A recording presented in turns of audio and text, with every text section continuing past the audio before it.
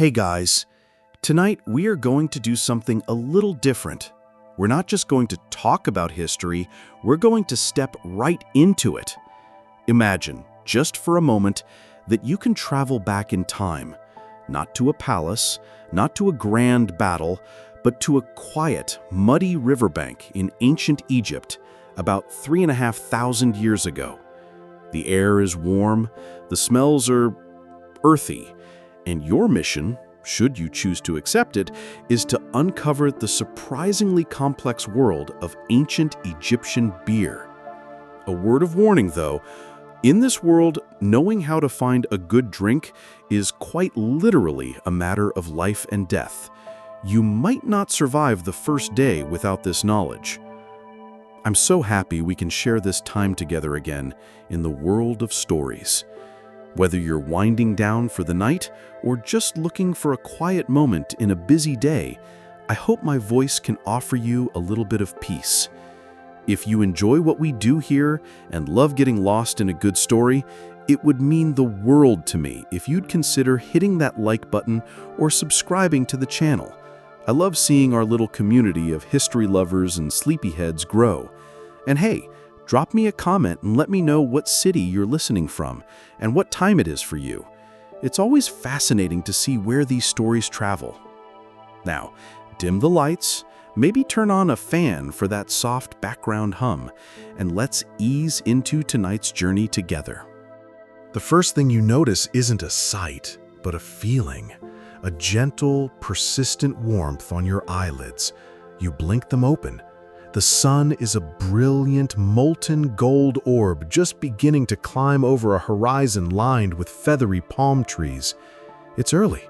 The air is still and holds a certain kind of soft pre-dawn chill, but you can already feel the promise of the day's heat. You're sitting on damp, dark earth, and the ground beneath you feels cool and slightly squishy. You look down, you're wearing a simple, sleeveless linen tunic, a bit rough against your skin. Your feet are bare, and your toes are sinking into the rich, black mud of a riverbank. Before you, the river is immense. It's a vast, slow-moving ribbon of life, shimmering under the rising sun. This is the Nile. Its surface is dotted with small reed boats, fishermen already casting their nets. The air smells of wet earth, of green growing things, and a faint, sweet, slightly sour scent you can't quite place. It's the smell of fermentation, of life and decay all at once. A throbbing in your head reminds you that you're incredibly thirsty. The journey here, whatever it was, has left your mouth as dry as sand. You look at the mighty river. Water. Perfect. You crawl towards the edge, ready to cup your hands and take a long, deep drink of that cool, life-giving water. I wouldn't do that if I were you, a voice says, calm and gentle. You turn. A woman is standing a few feet away, balancing a large, reddish-brown clay pot on her head with an effortless grace that seems impossible. She has a kind face, weathered by the sun, and her dark eyes are looking at you with a mixture of curiosity and amusement. You point at the river, your throat too dry to speak properly. "Water," you rasp. She smiles, a knowing, slightly sad smile. She lifts the heavy pot from her head and sets it down. Then she gestures to the great river. "That is life," she says, her voice melodic. "But to drink from it directly, that is a quick path to the underworld, full of invisible spirits that will tie your insides in knots." She's not wrong. That beautiful, majestic Nile is teeming with bacteria and parasites like schistosomiasis, a nasty little thing that plagued the ancient Egyptians. Drinking directly from it was a terrible idea. This is your first and most important survival lesson. The woman seems to understand your predicament. She picks up a smaller clay beaker, dips it into the large clay pot she was carrying, and holds it out to you. You take it gratefully. You expect water, but what's inside is different. It's a thick, cloudy, brownish liquid with little specks of grain floating in it. It smells yeasty and slightly sweet, like uncooked bread dough mixed with a hint of fruit. It doesn't look particularly refreshing. In fact, it looks like a bit of a failed science experiment. "What is it?" you ask, hesitant. "Henket," she replies simply. "Drink. It is safer than the river. It will give you strength for the day." Henket, beer.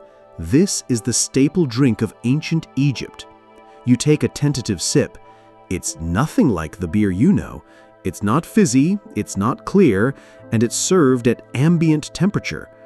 It's thick, almost like a thin porridge or a watery oatmeal, with a slightly sour but also pleasantly sweet taste. It's filling. It's food and drink in one. This was the Egyptians' brilliant solution to their water problem. The process of making beer, boiling the water and the fermentation from yeast, killed off most of the harmful pathogens, making it a much safer daily beverage than the water from the Nile itself. This is the first great truth of this world you've landed in. Beer isn't just for parties. It's a fundamental part of the daily diet, a source of calories, B vitamins, and hydration for everyone from the mightiest pharaoh to the humblest farmer. It was, in essence, liquid bread. The exact nutritional value is something that Egyptologists still debate over dusty papers and museum artifacts, trying to calculate just how much of a pyramid builder's daily energy came from this thick, soupy brew. You finish the beaker of henket, and you do feel better. The dryness in your throat is gone, replaced with a warm, comforting feeling in your stomach. The woman, who tells you her name is Meret, nods in approval. She picks up her large pot again, preparing to move on. You realize you're at the very beginning of a long, complex process. This beer didn't just appear. It had to be grown, harvested, baked, and brewed. And as you stand there, on the muddy banks of the Nile at dawn, you have a feeling you're about to learn how.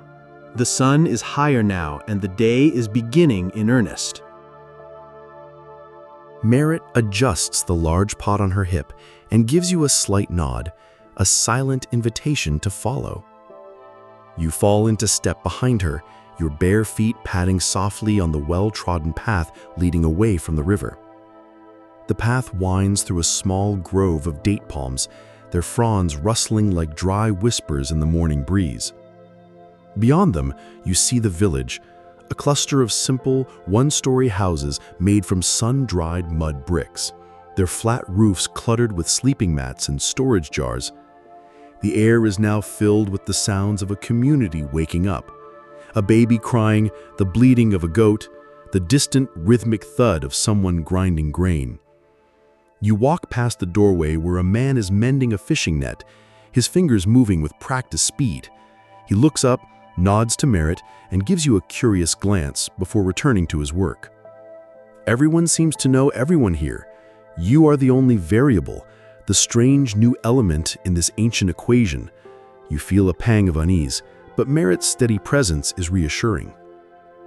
Remembering the thick, strange-tasting beer, you clear your throat. "So, this henket, you said it's safer than water. Is that all? Is that why it's so important?" Meret lets out a soft, low chuckle. She shifts the pot again, not because it's heavy, but as a punctuation to her thoughts. Safer, yes, but important? Oh, it is much, much more than that. It is a gift, a peace offering. It is the reason we are all still here. You frown, confused. That sounds a little dramatic for what is essentially liquid oatmeal. Seeing your expression, she slows her pace, her eyes taking on a distant storyteller's gaze. "Let me tell you why we honor it so," she says, her voice dropping into a more formal, rhythmic cadence, as if reciting a tale told 1,000 times. In the beginning, when the world was still young, the great god Ra, who lights our day and warms our earth, grew old. His bones were like silver, his flesh like gold, and his hair like true lapis lazuli. But his heart grew weary of mankind, for the people in the villages and cities had begun to plot against him. They mocked his age and questioned his power. She pauses, letting the gravity of this crime sink in. Betraying the sun god, not a smart move. Ra's anger was a terrible thing to behold. He summoned the gods to his secret council and declared his intent to punish the mortals. He would send his eye, the fearsome goddess Hathor, to teach them a lesson they would never forget. But when Hathor descended to earth, her fury transformed her. She became Sekhmet, the lioness, the powerful one, the mistress of dread. And she began to slaughter mankind. You can almost picture it, a terrifying, lion-headed goddess, her garments stained red, stalking through the very villages you're now walking in. She rejoiced in the hunt, Merritt continues, her voice low. She waded in the blood of her victims, and the killing filled her heart with a dark joy. She would not stop. Ra looked down and saw the devastation. He had wanted to teach humanity a lesson, not to extinguish it. He realized he had made a terrible mistake. But how do you stop a goddess drunk on destruction? This is the central myth of beer in Egypt. It's not a story about a clever mortal discovering fermentation by accident. It's a story about divine intervention and saving the world. Ra knew he could not recall Sekhmet with force, so he used wisdom. He commanded his priests to brew a mighty batch of beer, 7,000 jars of it, and he ordered them to grind red ochre from the hills of Elephantine and mix it into the brew until it shone as red as human blood. This little detail, the use of ochre, is a fascinating one. Some versions of the story say it was pomegranate juice, but the idea of using pigmented earth feels so, well, earthy. It's a detail that makes the myth feel grounded. They poured the red beer across the fields where Sekhmet planned to continue her massacre the next day. At dawn, the lioness came, eager for more slaughter. She saw the fields flooded with what she thought was blood. She leaned down and began to lap it up, and its taste pleased her. She drank and drank and drank until her heart was filled with joy and her mind grew cloudy. She became so drunk that she forgot her murderous purpose entirely. She fell into a deep sleep, and when she awoke, she was Hathor again, gentle, loving, the goddess of music and dance. Mankind was saved, thanks to beer.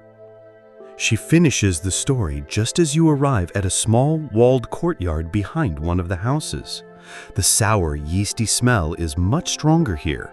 This is Merritt's brewery. The story hangs in the air between you. So beer isn't just nutrition, it's salvation in a cup. It's the tool that tamed the apocalypse. This myth gave rise to actual religious events like the Festival of Drunkenness, where participants would drink to excess to honor Hathor and ceremonially reenact the saving of humanity. Historians and archaeologists still debate the true nature of these festivals. Were they solemn religious rituals, or were they, on some level, just a divinely sanctioned excuse for a massive society-wide party?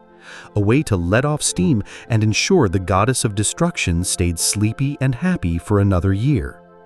You look down at your hands, imagining holding a cup of that soupy henket again. It seems different now. It has a history, a divine purpose. It's not just a drink, it's a story, a prayer, a sigh of relief from a world that was almost lost. In the center of the courtyard, several large clay pots sit waiting, and next to them, a pile of freshly cut grain catches the morning sun. Your lesson, it seems, is about to get practical. The courtyard is a small, bustling hub of activity. 2 other women are already at work, their movements efficient and synchronized, a silent ballet of domestic industry. One is kneeling on the ground, using a smooth, heavy stone to grind something in a shallow stone bowl. The other is tending to a small, dome-shaped oven made of mud and clay, from which a gentle heat radiates, warming the air around it. The sweet, fermenting smell you noticed earlier is thick and ever-present here. This is the heart of the operation. Merritt gestures towards a large woven basket sitting in a sunny corner of the yard. It's overflowing with stalks of grain, the heads heavy and golden. The husks are a pale, straw-like yellow, and the whole pile smells of dry dust and warm sunshine. This is where it all begins, she says, with it, barley. She reaches into the basket and pulls out a single stalk, holding it up for you to inspect. It looks simple enough, a basic cereal grass. But this and a slightly different grain called emmer wheat formed the foundation of the entire Egyptian diet. They were the stars of the show. Your first task, she announces, and there's a slight twinkle of amusement in her eye, as if she knows this is going to be harder than it looks, is to help gather more. The fields are just beyond the village. Take this. She hands you a simple crescent-shaped tool. It's a sickle, but a very primitive one. The handle is a piece of smooth, sun-bleached wood, and the blade isn't metal. It's made of dozens of tiny, sharp flint flakes embedded in a groove and held in place with some kind of dark, hard resin. It feels surprisingly light, but also a little clumsy. You follow her directions, leaving the courtyard and walking towards the edge of the village. The neat mud brick houses give way to a vast, open expanse of farmland. The view is breathtaking. As far as the eye can see, fields of golden barley sway gently in the breeze, creating shimmering waves under the brilliant Egyptian sun. This is the Black Land, the Kemet, the narrow, fertile strip of soil on either side of the Nile, enriched each year by the river's flood. This annual inundation was the lifeblood of Egypt, depositing a thick layer of nutrient-rich silt that made these incredible harvests possible. Without the flood, there would be no grain, no bread, and, most importantly, no beer. Men and women are already scattered throughout the fields working under the growing heat.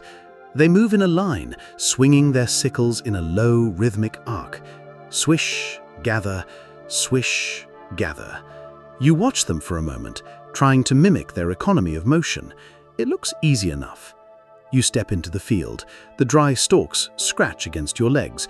You grab a clamp of barley in one hand, just as you saw them do, and swing the flint sickle with the other. The result is less than graceful.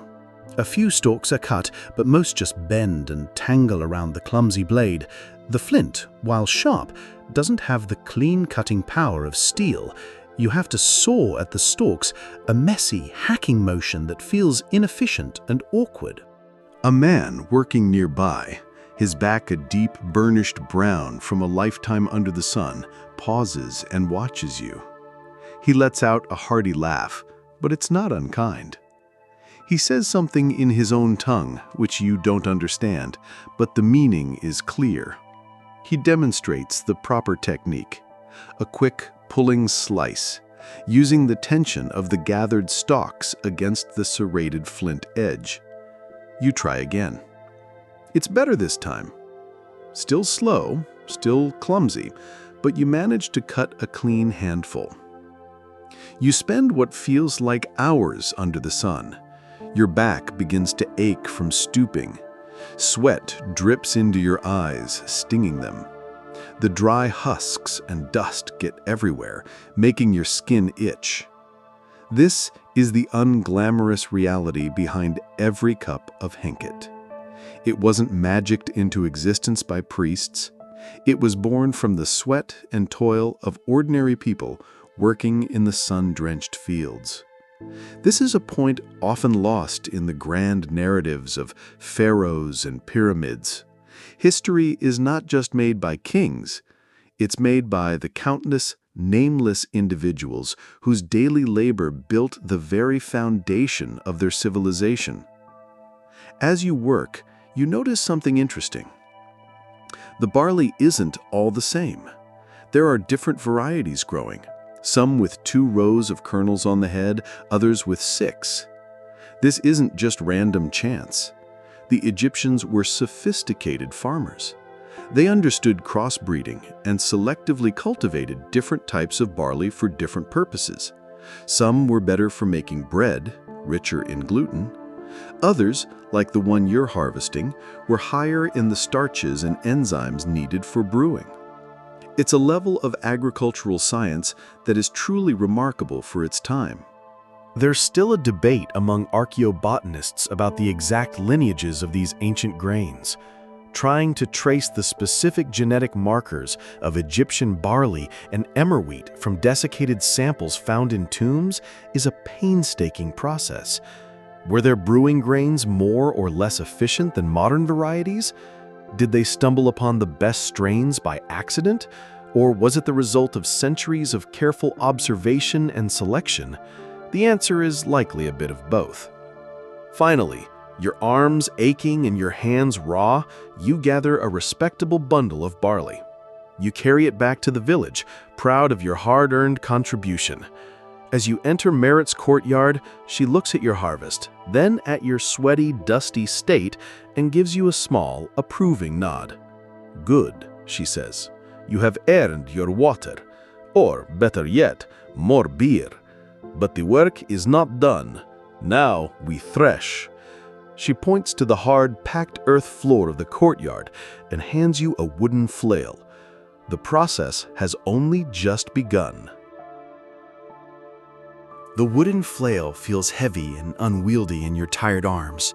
It's a simple tool, just 2 pieces of wood connected by a short leather strap, but you can sense it has the potential to be either very effective or very good at hitting your own shin.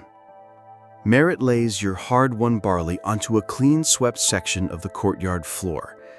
The other women have added their own bundles, creating a thick, golden carpet of grain. "Now we separate the prize from the chaff," Merit instructs. She takes the flail herself and demonstrates. It's all in the wrist, a smooth, circular motion that brings the heavy end of the flail down onto the grain heads with a satisfying thwack. There's no brute force, just a relaxed, efficient rhythm. Thwack, thwack, thwack. With each strike, tiny grains burst free from their protective husks, scattering across the ground. You try to copy her. Your first swing is too stiff, and the flail lands with a clumsy thud, kicking up more dust than grain. Your second swing is a little too enthusiastic, and the business end comes dangerously close to your own feet. The woman who was grinding grain earlier pauses her work, a slight smirk on her face. You get the distinct impression you are the afternoon's entertainment. Eventually, you find a semblance of a rhythm. It's back-breaking work, even more so than harvesting. The sun is higher now, beating down on the courtyard, and the repetitive motion makes your shoulders burn. This part of the process, threshing and then winnowing, where they toss the beaten grain into the air to let the wind carry away the lighter chaff, is crucial. Any bits of husk or dirt left behind could spoil the taste of the final product. After what feels like an eternity of thwacking, Merit calls a halt. The ground is covered in a mixture of freed grain, crushed straw, and fine dust. The next step is to grind it. But here's where things get strange, and where ancient Egyptian brewing takes a sharp turn away from modern methods. Merit scoops up a portion of the freshly threshed barley and hands it to the woman at the grinding stone, a saddle quern. But she sets another portion aside. This, she says, pointing to the portion being ground, is for the dough. And this, she gestures to the reserved grain, is for later. You watch as the woman grinds the barley into a coarse flour. Then another woman mixes this flour with water, kneading it into a thick, heavy dough. She shapes the dough into small, round, slightly flattened loaves. So far, so familiar. It seems like they're just making bread. But they aren't building a roaring fire in that dome-shaped oven. The heat is gentle, controlled. We bake the bapir, Merritt explains, using the ancient term for these special loaves. But we do not cook it through. That is the secret. She takes one of the loaves and places it carefully inside the low-heat oven. The goal here is not to create light, fluffy bread for dinner. The goal is to create a brewing ingredient. They bake the loaves just long enough to cook the outside, forming a crust, while leaving the inside almost completely raw and doughy. This process does two things. First, the heat kills off any wild, unpredictable bacteria or molds on the surface of the grain that could spoil the beer. It's a primitive form of pasteurization. Second, and more importantly, the heat begins to activate the enzymes within the grain, the very enzymes needed to convert the starches into fermentable sugars. But by leaving the inside raw, they preserve the wild yeast that lives naturally on the grain and in the flour. This beer bread is a genius low-tech solution to a complex biochemical problem.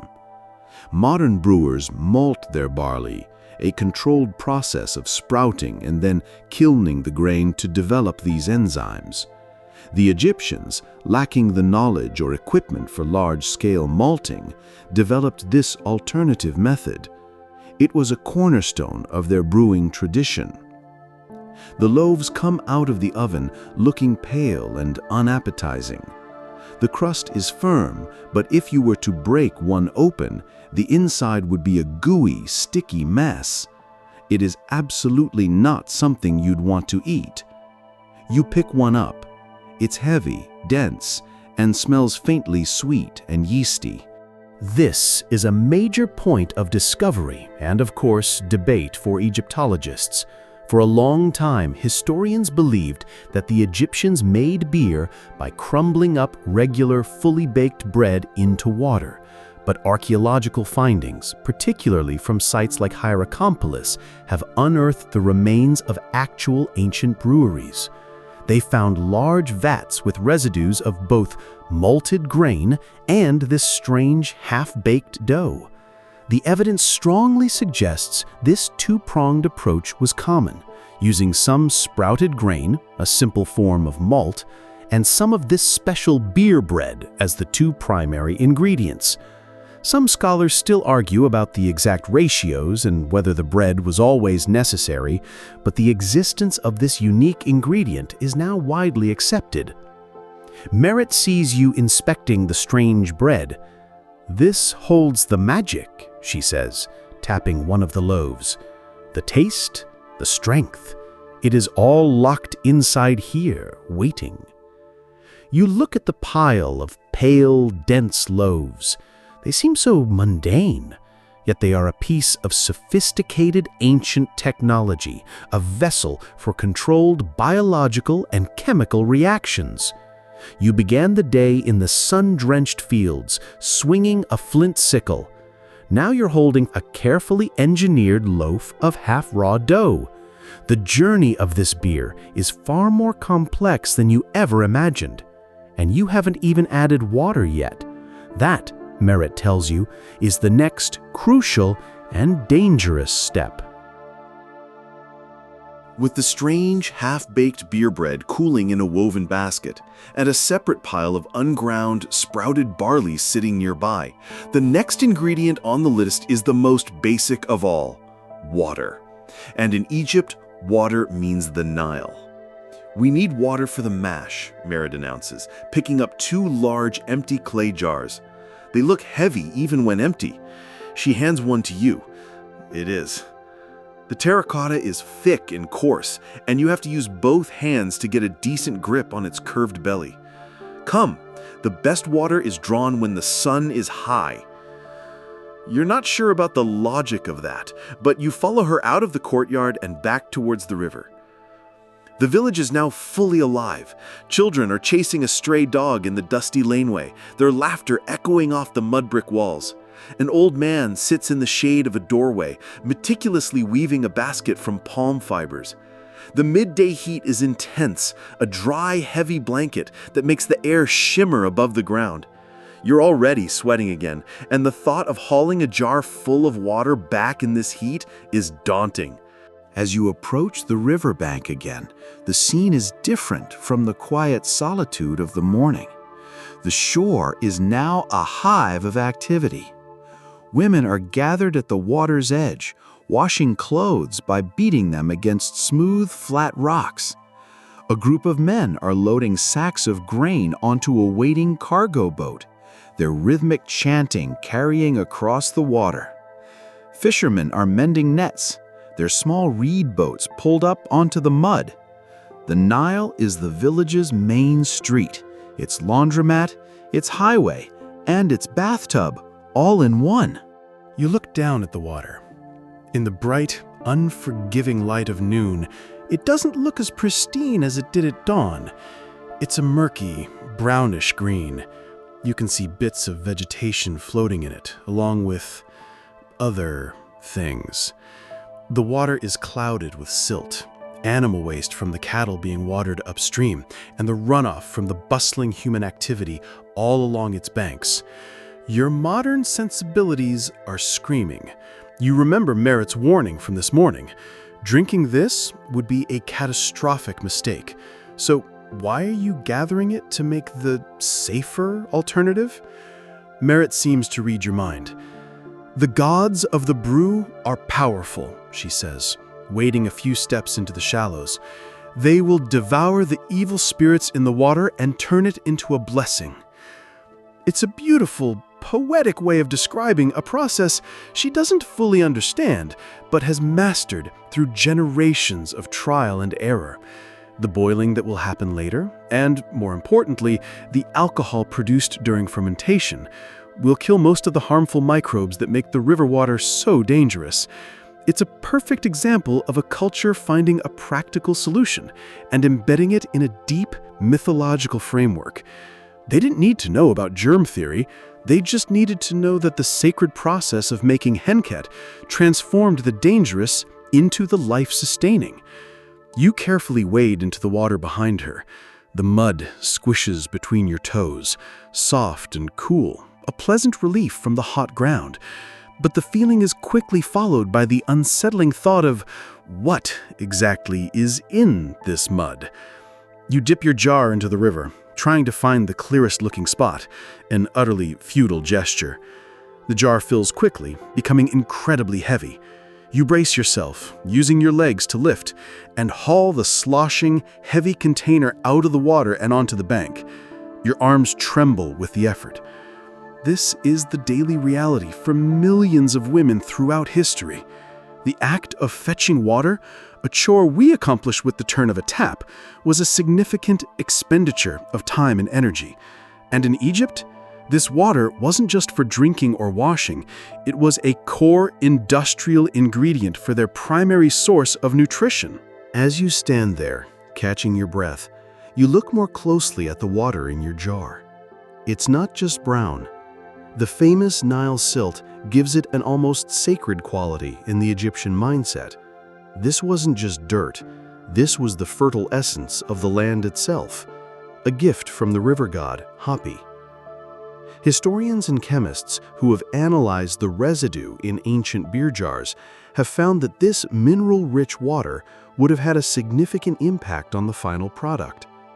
The specific mineral profile of the Nile's water, rich in carbonates, would have affected the beer's pH balance, influencing which strains of yeast could thrive and ultimately shaping the flavor of the brew. This concept, known in the modern beer world as terroir, the idea that the local environment shapes the taste of a product, was an accidental but essential part of Egyptian brewing. There's an ongoing scholarly discussion about whether the Egyptians treated their brewing water in any other way. Did they let the silt settle out first? Some tomb paintings seem to show siphons being used, which might suggest they decanted the clearer water from the top. Others argue that the silt was considered part of the nourishing quality of the beer and was left in. It might have even varied by region or by the type of beer being made. As with many things in ancient Egypt, the evidence is tantalizingly incomplete, leaving us to piece together the puzzle. You manage to get the jar onto your shoulder, staggering slightly under the weight. Merritt, with a practiced ease that is both inspiring and deeply frustrating, lifts her own jar onto her head and begins the walk back, her posture perfectly straight. You stumble along behind her, sloshing silty, sacred, contaminated water down your back. Each step is a struggle. This water, you realize, is a paradox. It is the source of life and the carrier of disease, the foundation of the fields and a threat to the body. It is a symbol of Egypt itself, beautiful, powerful, and full of hidden complexities. And now, you have to turn it into magic. You finally make it back to the courtyard, your muscles screaming in protest. You set the heavy jar of Nile water down with a grateful thud, spilling a good portion of the murky liquid onto the packed earth, where it quickly soaks in, leaving a dark, muddy stain. Merritt is already there, seemingly unfazed by the exertion. The air in the courtyard feels even warmer now, trapped by the mud brick walls.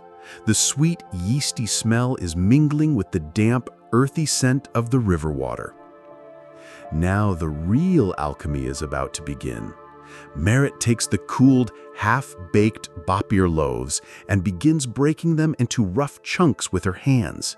The crusts crackle, but the insides are soft and pliable. She drops the pieces into a large, wide-mouthed clay vat, one of several that line the wall of the courtyard. You follow her lead, crumbling the dense, doughy bread into the vessel. It feels strange, like you're tearing up perfectly good, albeit weird, food. Next, she takes a scoop of the sprouted barley, the grain that was set aside earlier and not ground into flour. This is the simple form of malt you learned about. The sprouting process has tricked the grain into producing enzymes, powerful little protein machines that are experts at breaking down complex starches into simple sugars. She adds this to the vat as well. Then comes the water. She carefully pours the silty Nile water over the mixture of bread and grain, stirring it all together with a long wooden paddle. The result is a thick, lumpy, unappealing sludge. It looks like a disastrous breakfast cereal. This is the mash. Right now it's just wet bread and grain. It's not beer. The magic hasn't happened yet. For that, you need the most mysterious and crucial ingredient of all, an ingredient the Egyptians knew intimately but had no name for, no concept of. You need yeast. Now, Marie says, covering the vat with a woven reed mat, we let it rest. The spirits of the air and the grain must awaken and feast. This is the heart of the matter. The Egyptians had no microscopes. They had no understanding of microbiology. They had no idea that all around them, floating in the air, clinging to the surface of the grain, living in the crevices of their wooden paddles and porous clay vats, were millions of tiny single-celled organisms, wild yeast, Saccharomyces cerevisiae, the sugar eater. What Marie calls awakening the spirits, we would call pitching the yeast. They were masters of spontaneous fermentation. The wild yeast trapped inside the uncooked center of the beer bread, the yeast on the husks of the malted barley, and the ambient yeast in the air of this brewery that had been used for generations would all awaken in this sugarly, watery paradise. They would begin to multiply rapidly, consuming the simple sugars that the enzymes from the malt were so kindly providing. This is where the process feels like pure magic, even to a modern observer. You're not adding anything else. You're just waiting. For the first few hours, nothing much seems to happen. The sludge just sits there. But then you start to see it. A tiny bubble rises to the surface and pops. then another, and another. Soon, a thin layer of foam begins to form on the surface of the mash. A faint, sweet, alcoholic aroma begins to rise from the vat, different from the raw dough smell from before. The spirits are feasting. The Egyptians' reliance on wild yeast is one of the most fascinating and precarious aspects of their brewing. Modern brewers use carefully cultivated, pure strains of yeast to ensure consistency and control over the final flavor. The Egyptians were working with a wild cocktail. This meant that every batch of beer would have been slightly different. The dominant yeast strain might change with the seasons, the temperature, or even the specific batch of grain. This reliance on a resident house culture of yeast is something that is still practiced today, most famously by traditional lambic brewers in Belgium. They use open vats called cool ships to let their wort cool overnight, inviting the local wild yeasts and bacteria from the air to come in inoculated. It's a risky, romantic way of brewing that directly channels this ancient Egyptian method. A huge question for archaeomicrobiologists is what exactly these ancient Egyptian yeast strains were like. Scientists have actually succeeded in isolating and reviving dormant yeast cells found in ancient porous pottery fragments from Egyptian archaeological sites. They've used this resurrected yeast to brew beers, attempting to recreate the authentic taste. The results are often described as having unique, spicy, and fruity notes, very different from modern commercial yeasts. They were essentially capturing a 3,000-year-old flavor. The exact nature of these Pharaoh yeasts and whether they were more or less efficient than modern strains is a hot topic of academic research. You lean over the vat, mesmerized by the slow, steady bubbling. It's alive. This inert mixture of bread, grain, and water has spontaneously sprung to life. The process is silent, gentle, yet incredibly powerful. The yeast is not only creating alcohol, which will help preserve the beer, but also carbon dioxide, the bubbles you see, and a whole host of other compounds called esters and phenols, which will create the beer's unique flavor and aroma, fruity, spicy, or even medicinal notes. Merritt sees your fascination. She says with a quiet satisfaction, "They are happy. They are working their magic for us. Soon we will have henket." You realize that for her, this isn't a chemical reaction. It's a sacred, living process, a partnership with unseen forces. She doesn't need to know the how in scientific terms. She has perfected the how in practical terms, passed down through generations. She knows how to create the perfect conditions, the right temperature, the right ingredients, to invite these spirits in and encourage them to do their work. And as you stand there, watching the gentle foam rise, you have to admit, magic feels like a pretty good word for it. While the yeast spirits are happily feasting in the main vat, your attention is drawn to the tools of the trade scattered around the courtyard. Everything is earthy, heavy, and handmade. There are no stainless steel fermenters, no plastic buckets, no glass hydrometers. This entire operation runs on clay, wood, and stone. Merritt seems to notice your gaze. She walks over to a collection of pottery leaning against the far wall. "A brewer is only as good as her pots," she says, running a hand over the rough, unglazed surface of a large bell-shaped jar. "They are our most important tools. And they are everywhere. Tall, slender jars for storing water and finished beer, wide, open-mouthed vats for mashing and fermentation, small, cup-like beakers for drinking. Each one is a piece of practical art, shaped by hand from the same Nile silt that enriches the fields and clouds the water." You pick up a smaller jar. It's heavy, surprisingly so. The clay is thick and fired at a relatively low temperature, making it porous. This porosity, which would be a nightmare for a modern brewer trying to maintain sterile conditions, was actually a feature, not a bug, for the Egyptians. As you learned earlier, the porous clay could harbor a resident culture of yeast, ensuring that even if a batch of grain had weak wild yeast, the pot itself would help kickstart the fermentation. It was a self-inoculating vessel. But this pottery also presented a huge challenge. It was fragile. You can see a spider web of cracks on one of the larger vats, carefully sealed with a dark, resinous pitch. Another jar has a chip on its rim. A broken pot wasn't just an inconvenience. It could mean the loss of an entire batch of beer, a significant loss of food and resources. The potters who supplied these breweries were essential artisans, their skills critical to the entire food production chain. The shape of these vessels was also highly specialized. Archaeologists have found numerous distinct styles of beer jars, and their shapes changed over the thousands of years of Egyptian history. Some had pointed bottoms, designed to be set in sandy floors or held in special stands. Others were flat-bottomed for stability. There's a fascinating and ongoing debate among archaeologists about what these different shapes signified. Did certain shapes denote a specific type of beer? A strong beer for festivals versus a weak daily beer? Or were they simply regional styles, like different dialects of a language? Some evidence suggests that the shape of the jar was a form of branding or labeling. A particular jar shape found in a tomb might tell an archaeologist that the beer inside was from the royal breweries of Thebes, for example. It was packaging and quality control, all communicated through the silent language of pottery.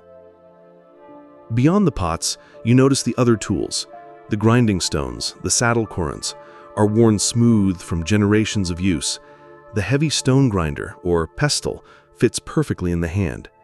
Using one of these for hours, as one of the women in the courtyard is still doing, was an arduous task that often led to specific health problems.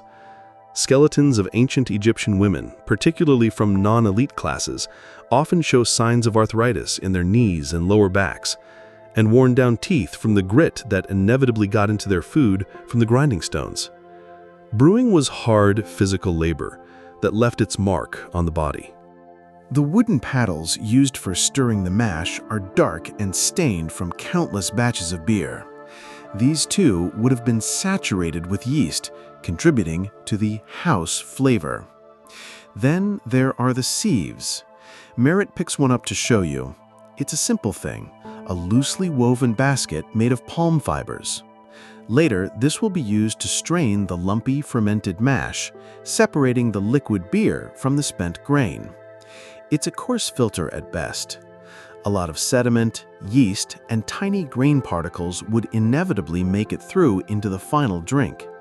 This is why the beer you drank this morning was so thick and soupy. It was unfiltered, a hearty liquid meal. In fact, some tomb paintings and reliefs depict people drinking beer from a communal jar using long straws. This wasn't just for fun. The straws, often with a built-in filter at the bottom, were a practical tool to bypass the thick layer of spent grain and foam floating on top of the beer, allowing the drinker to get to the good stuff underneath.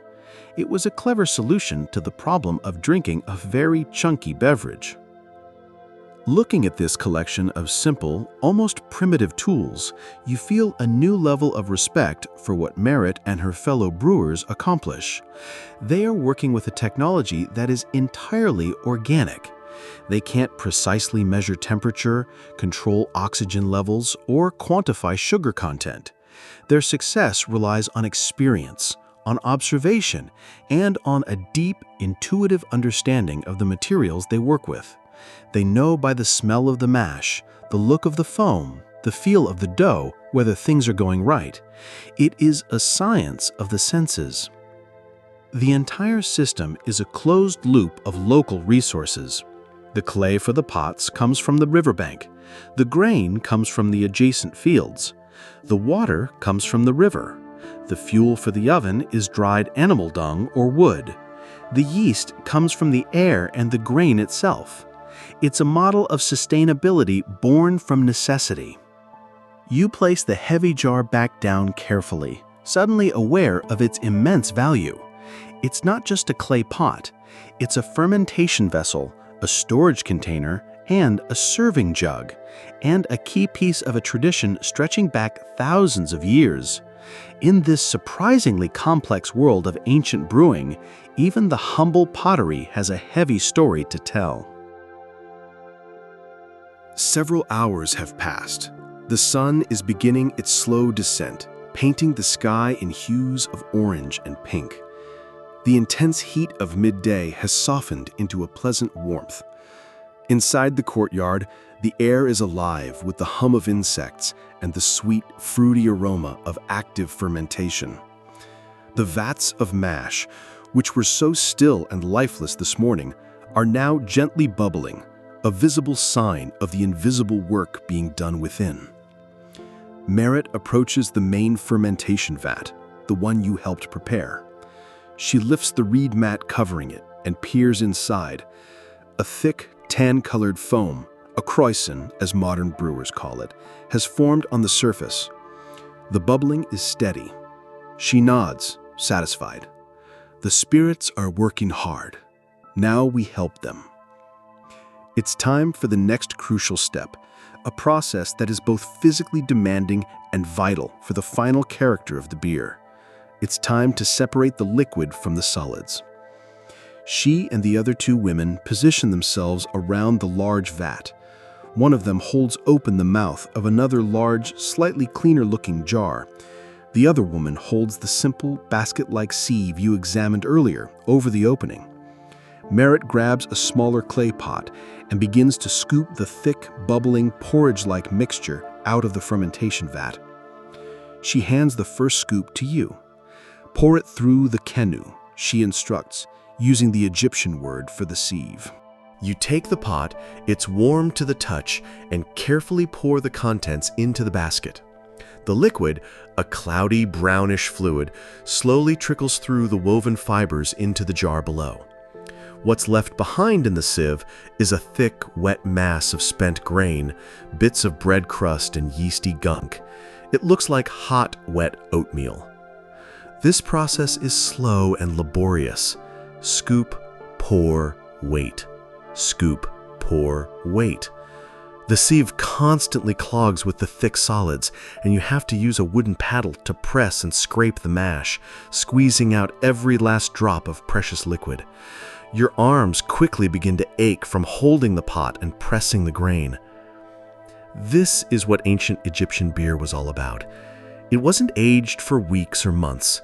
The entire process from grain to drinkable beer was often completed in just a few days. The beer was meant to be drunk fresh, while the fermentation was often still active. This resulted in a beverage that was low in alcohol, naturally sweet from the unfermented sugars, and incredibly nutritious, packed with B vitamins and live yeast. As you work, pressing the spent grain, you realize nothing is being wasted here. The wet, protein-rich grain left over in the sieve won't be thrown away. It's a valuable byproduct. It will be used as a highly nutritious feed for the village's livestock, the goats, the cattle, the pigs. It could also be used as a leavening agent for making more conventional, fully cooked bread, adding flavor and a light texture. This cyclical nature of production is incredibly efficient. The farm feeds the brewery, and the brewery feeds the animals that help work the farm. The liquid that has been collected in the second jar is the beer, or at least the proto-beer. It's still murky, full of suspended yeast and fine particles that made it through the coarse sieve. Merritt peers into the jar. She dips a finger in, tastes it, and her expression is one of deep concentration. "It needs more life," she declares. What she means is that the fermentation isn't vigorous enough, or perhaps the sugar content isn't quite right. To remedy this, she turns to a different ingredient, one that has been sitting quietly in a corner of the courtyard, a basket of dark, sticky dates. This is where the artistry of the brewer comes in. They didn't have hydrometers to measure sugar density. They relied on taste, smell, and experience.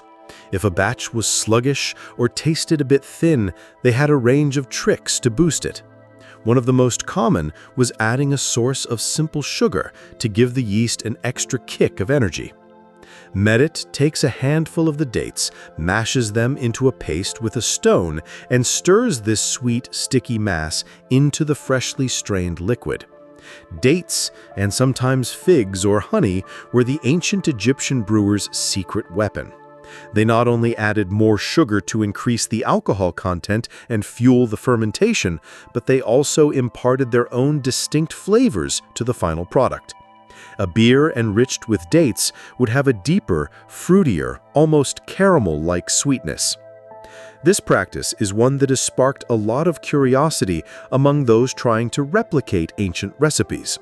Was the addition of fruit a standard part of the process, or was it a corrective measure, a luxury reserved for special batches?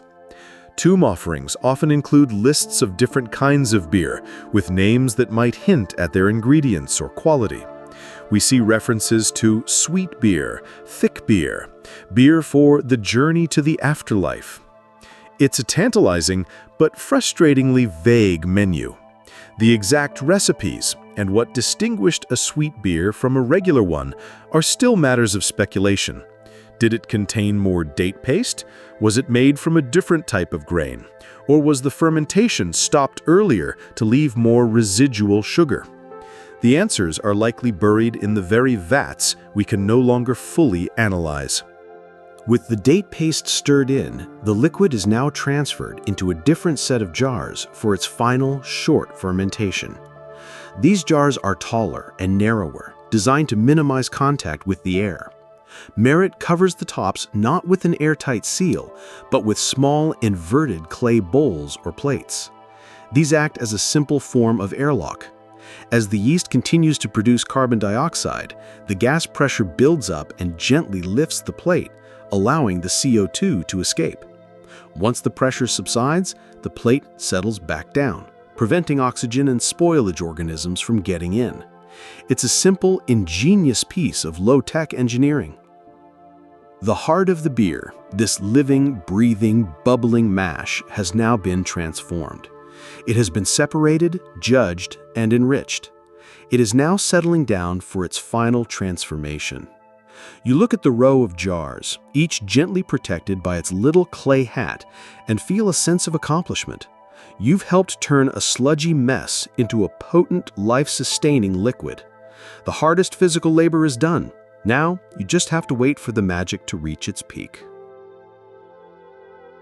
As the final fermentation bubbles away quietly in the tall jars, a different kind of activity begins in the courtyard. The sun has dipped below the rooftops of the village, and the sky is a deep, bruised purple. A small fire has been built in the center of the yard, not for cooking, but for light and warmth against the surprising chill of the desert night. The women are cleaning their tools, their movements slower now, more relaxed. The day's main work is done. Merritt brings out some small clay beakers and scoops a taste of a previously finished batch of beer for everyone. It's thick and nourishing, the same henket you had this morning, but tasting it now, after seeing the labor involved, it feels different. It tastes of barley fields, Nile mud, and human sweat. You take a sip and ponder the flavor. It's dominated by the taste of the grain, a bready, slightly sour character. But there's something else underneath, a subtle complexity you can't quite put your finger on. It's not the fruitiness from the dates you just saw added to the new batch. It's something more herbaceous, almost spicy. You ask Merritt about it. The beer has many moods, she says enigmatically. We add things to please the drinker or to please the gods. This opens up a fascinating and often speculative chapter of Egyptian brewing, flavoring agents. Long before hops became the standard bittering and preserving agent for beer in medieval Europe, ancient brewers all over the world used a wide variety of local herbs, spices, and other botanicals to balance the sweetness of the malt and add flavor. This mixture was often called gruit. The Egyptians were no exception. While the date paste was for adding sugar and a fruity depth, other ingredients were added for aroma, for bitterness, or for their perceived medicinal or magical properties. Medit gets up and walks over to a small collection of clay pots and woven pouches tucked away in a shady corner of her home, just off the courtyard. This is her spice rack, her apothecary's chest. She opens one pouch and lets you smell the contents. It's coriander. The small spherical seeds have a bright, citrusy, and slightly spicy aroma. Coriander has been found in the tombs of pharaohs, including Tutankhamun's, and residue analysis of beer jars has confirmed it was a common additive. It would have given the beer a light, refreshing, almost perfumed quality. She opens another pot. Inside are dried, shriveled berries. Juniper, she says. These would add a sharp, piney, gin-like flavor to the brew, cutting through the thick sweetness. It's a flavor profile that would seem very strange in a modern beer, but it shows the completely different palate the Egyptians were working with. This is where the historical record gets both exciting and fuzzy. While archaeologists can identify physical remains of things like coriander or juniper, other, more delicate flavorings are harder to prove. Some scholars, drawing on evidence from later Greco-Roman texts describing Egyptian practices, suggest that plants like wormwood or mugwort might have been used to add bitterness. Others have proposed that meadowsweet, a plant rich in salicylic acid similar to aspirin, was added for both its floral aroma and its preservative and medicinal qualities. The debate over what exactly went into a typical Egyptian groot mix is lively. Was there a standard recipe, or was it up to the individual brewer, like a family's secret recipe for stew?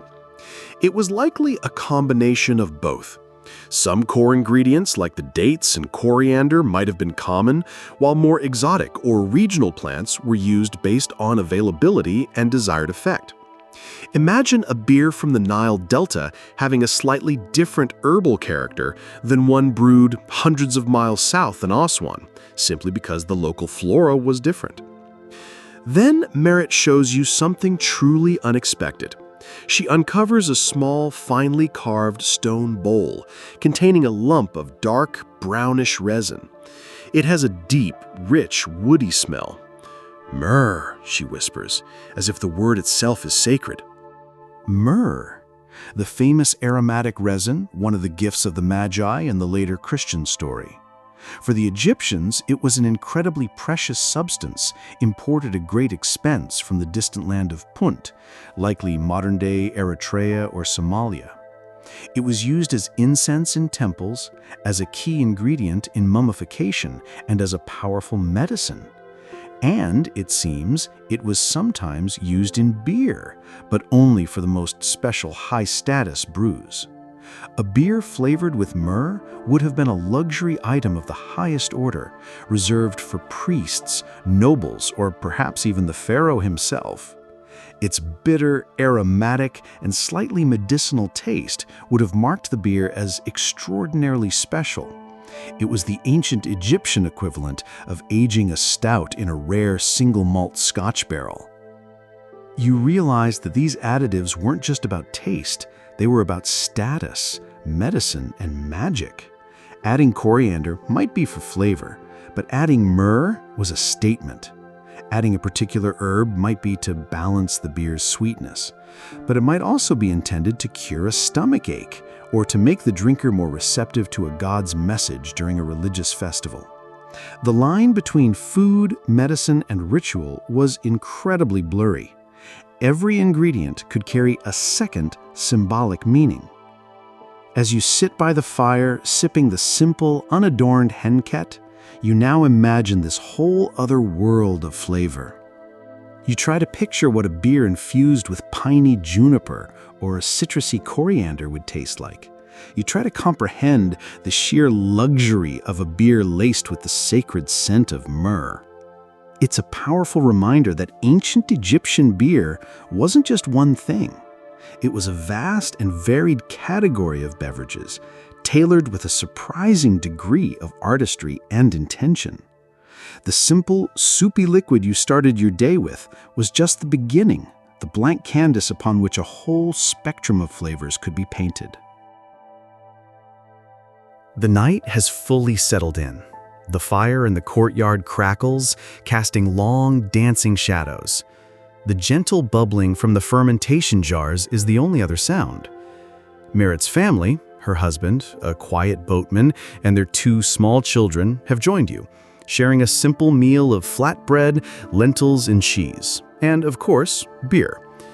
The children drink it too, though theirs is likely a much weaker, more watery version, considered a safe and nutritious part of their diet. You're starting to feel a part of this small domestic world, a world powered by grain and yeast. But as you watch Merritt's husband, quietly eating after a long day of work on the river, a thought strikes you. How does he get paid? How does this whole economy work without coins, without cash? You ask Merritt, gesturing towards her husband. He works all day on the boats. What does he bring home? How do you buy all this? You wave a hand at the barley, the pots, the food. Merritt looks at you, a slight furrow in her brow, as if you've asked a very strange question. She holds up her clay beaker of beer. This, she says simply, this is his payment. It takes a moment for the full implication to sink in. Beer wasn't just a drink, a food, a religious sacrament. It was currency. In an economy that largely functioned on barter and redistribution rather than coinage, which wouldn't be introduced in Egypt for many, many centuries, staple goods were the standard units of exchange. And the most common and practical of these was beer, along with its solid counterpart, bread. This is one of the most well-documented facts about ancient Egyptian labor. Workers were paid in rations.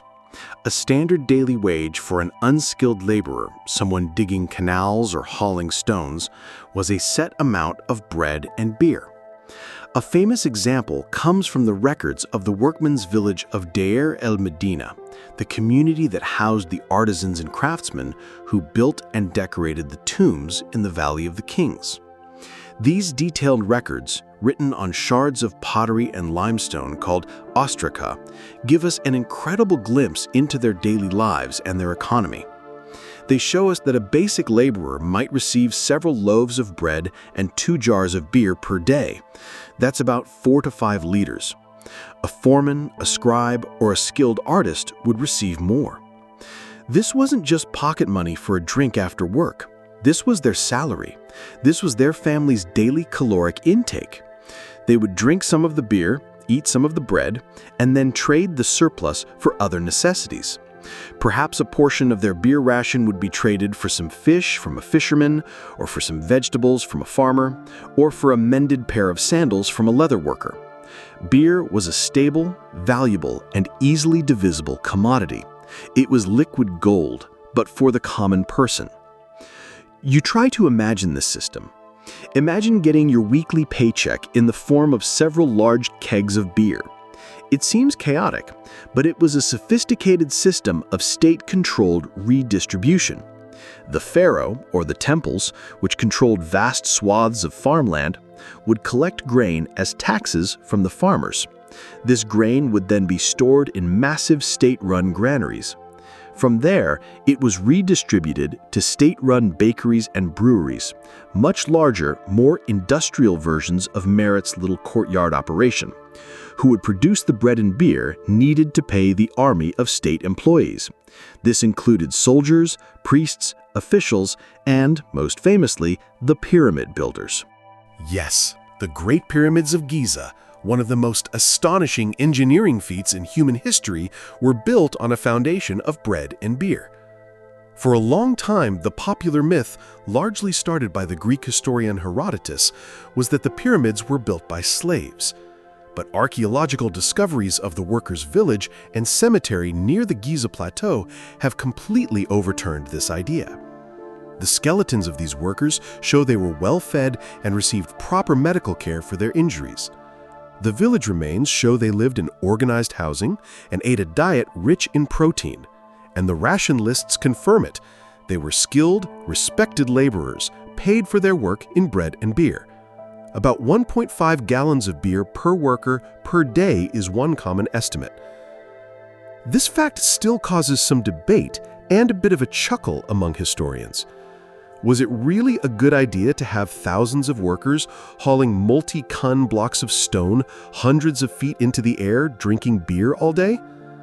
The key is to remember what this beer was. It wasn't a strong, intoxicating ale. The daily ration beer was likely a low-alcohol, nutrient-rich brew, more akin to a hydrating, carbohydrate-loaded energy drink than a modern lager. It provided energy, hydration, and morale. Of course, stronger beers for festivals and relaxation almost certainly existed, but the stuff they drank on the clock was probably designed for work, not for partying. The logistics of producing and distributing this much beer daily is staggering to consider, a testament to the organizational power of the Egyptian state. You look at the simple clay beaker in your hand with newfound respect. This isn't just a drink, it's a salary, a tax payment, a unit of economic value. It's the lubricant that keeps the entire machine of the Egyptian state running. For Merit and her family, brewing isn't a hobby, it's a vital economic activity. The surplus she produces, beyond her family's needs, is her contribution to the local barter economy, her way of acquiring goods and services. The simple act of crumbling bread into a vat of water is an act of profound economic importance. The bubbling you hear from the jars is the sound of wealth being created. The fire has burned down to glowing embers, and the family has retired for the night, leaving you and Merit in the quiet darkness of the courtyard. The stars above are brilliant, a dense spray of diamonds against a truly black sky, unspoiled by modern city lights. The conversation has lulled, and a comfortable silence settles between you. You find yourself wondering how this incredible knowledge has been preserved for so long. Merit learned from her mother, who learned from hers, an unbroken chain of oral tradition stretching back into the mists of time. But what if you wanted to write it down? How would you create a recipe, a manual for someone who couldn't learn by watching? You pose the question to Merit. If you wanted to teach someone far away how to do this, you ask, someone who couldn't stand here in your courtyard, how would you do it? How would you write it down? Merit smiles, a knowing, slightly mysterious smile in the flickering firelight. The story is already written, she says. You just have to know how to read the walls. She's speaking metaphorically, of course, but also literally. The ancient Egyptians were meticulous record keepers, and while we haven't found a straightforward, step-by-step brewer's manual for dummies written on a papyrus scroll, the recipe is scattered all around us, encoded in the very fabric of their civilization, on the walls of their tombs. Imagine you are no longer in Merit's humble courtyard, but deep inside the tomb of a high-ranking official from the Old Kingdom, perhaps a vizier named Tai, buried at Saqqara. The air is cool and still, smelling of dry dust and eternity. You hold a flickering torch, and its light dances across the walls. The stone surfaces are covered in breathtakingly detailed, painted reliefs. This isn't just decoration, it's a manual for the afterlife. The Egyptians believed that whatever was depicted on the tomb walls would magically become real for the deceased in the next world. And so, they depicted everything they would need for a comfortable eternity.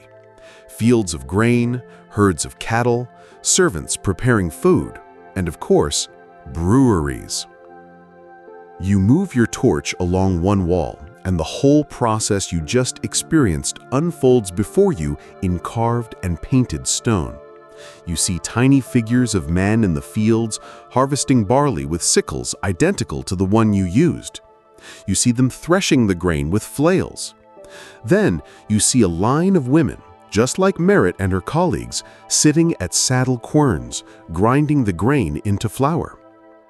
The next panel shows them mixing the flour with water, kneading dough, and forming the familiar round loaves of beer bread. The artists who carved these scenes were masters of detail. You can see the dome-shaped ovens, the piles of bapier loaves, some broken open to show their uncooked centers. Then comes the key scene, workers crumbling the bread into large vats, mixing it with water and what appears to be sprouted grain, just as Merritt did. They stir the thick mash with long paddles. And finally, you see the straining process, pouring the liquid through sieves into tall, narrow jars, which are then sealed with those little clay plate airlocks.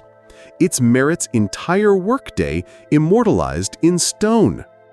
These tomb scenes are a primary source for understanding the physical process of ancient brewing. They're a visual recipe book, but they're often stylized and can be difficult to interpret. For example, there's a long-standing academic debate centered on one common depiction: two workers standing over a large vat, plunging what looked like long pestles into it. For years, this was interpreted as them mashing the grain directly in the vat. But some archaeobotanists and brewers now argue this is incorrect.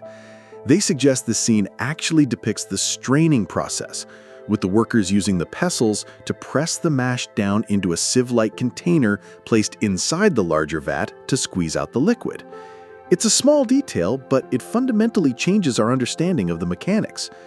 Reading these walls is a constant process of interpretation and reinterpretation. Beyond the pictures, there is the written word itself, hieroglyphs. Next to these scenes, you'll often find inscriptions. A caption might read simply, "straining the henket," or "sealing the beer jars." But some documents, like medical papyri or administrative records, give us even more clues. They list different types of beer by name, like the iron beer, the friend's beer, or the protector's beer, though they rarely bother to explain what made them different. Was iron beer particularly dark or strong? Was friend's beer just the name for the standard daily issue? We are left with a menu full of tantalizing names, but no descriptions. One of the most famous and cryptic recipes comes from a papyrus known as the Zosimos of Panopolis. Though it's from a much later period, around 300 AD, when Greek and Roman influences were strong. It describes a brewing process, but the language is highly symbolic and alchemical, talking about purifying the barley with the sun's rays and timing the operations by the stars. Deciphering whether this is a literal, practical guide or a mystical allegory is a huge challenge for historians. It's like trying to learn how to bake a cake from a book of poetry. So Merritt is right. The story is written down, but it's not a single, easy-to-read book. It's a puzzle. Its pieces scattered across thousands of years and hundreds of tombs, ostraca, and papyri. You have the visual guide from the tomb walls, the names of the beers from administrative lists, the ingredient clues from botanical remains, and the cryptic hints from alchemical texts. It takes an Egyptologist, an archaeobotanist, a chemist, and a modern craft brewer all putting their heads together to even begin to piece together a complete picture. You look back at the embers, the last remnants of the fire. The knowledge in Merritt's head, passed down through touch and taste and smell, is direct and alive. The knowledge on the walls is frozen, silent, and incomplete. And yet, without those silent stones, her story, her world, would be lost to us forever. The two forms of knowledge, oral and written, are like two sides of the same clay pot, each essential for holding the full story of this ancient brew. The first rays of dawn are beginning to streak the sky, chasing away the deep purple of night. A new day is beginning. You didn't sleep, but you don't feel tired. The night spent in Merritt's world has been too captivating. The newly made beer, the batch you helped create, is now ready. The final, brief fermentation is complete. Merritt is already up, moving with a quiet energy. She approaches the tall jars, removes the clay plate airlocks, and peers inside. She dips a small beaker in and takes a taste, not of the one you helped make with dates, but of a different jar from the same batch. Her expression is neutral, professional. She's assessing her work. "This one is good," she says, offering the beaker to you. "A good daily beer for the morning meal and the day's work." You take a sip. It's light, only faintly sweet, and has a low but noticeable alcoholic warmth. It's refreshing and easy to drink, very similar to the beer you had when you first arrived. This is the standard henket, the bread and butter of the Egyptian diet and workforce. It's hydrating, caloric, and just alcoholic enough to be safer than water, but not so strong that it would impair a worker hauling stones or a farmer plowing a field. Then she moves to the other jar, the one where you added the rich date paste. She dips the beaker in and tastes it. A slow smile spreads across her face. "Ah," she says with satisfaction. This one is for a celebration, for a festival or an offering to the gods." She hands you the beaker, and the difference is immediate.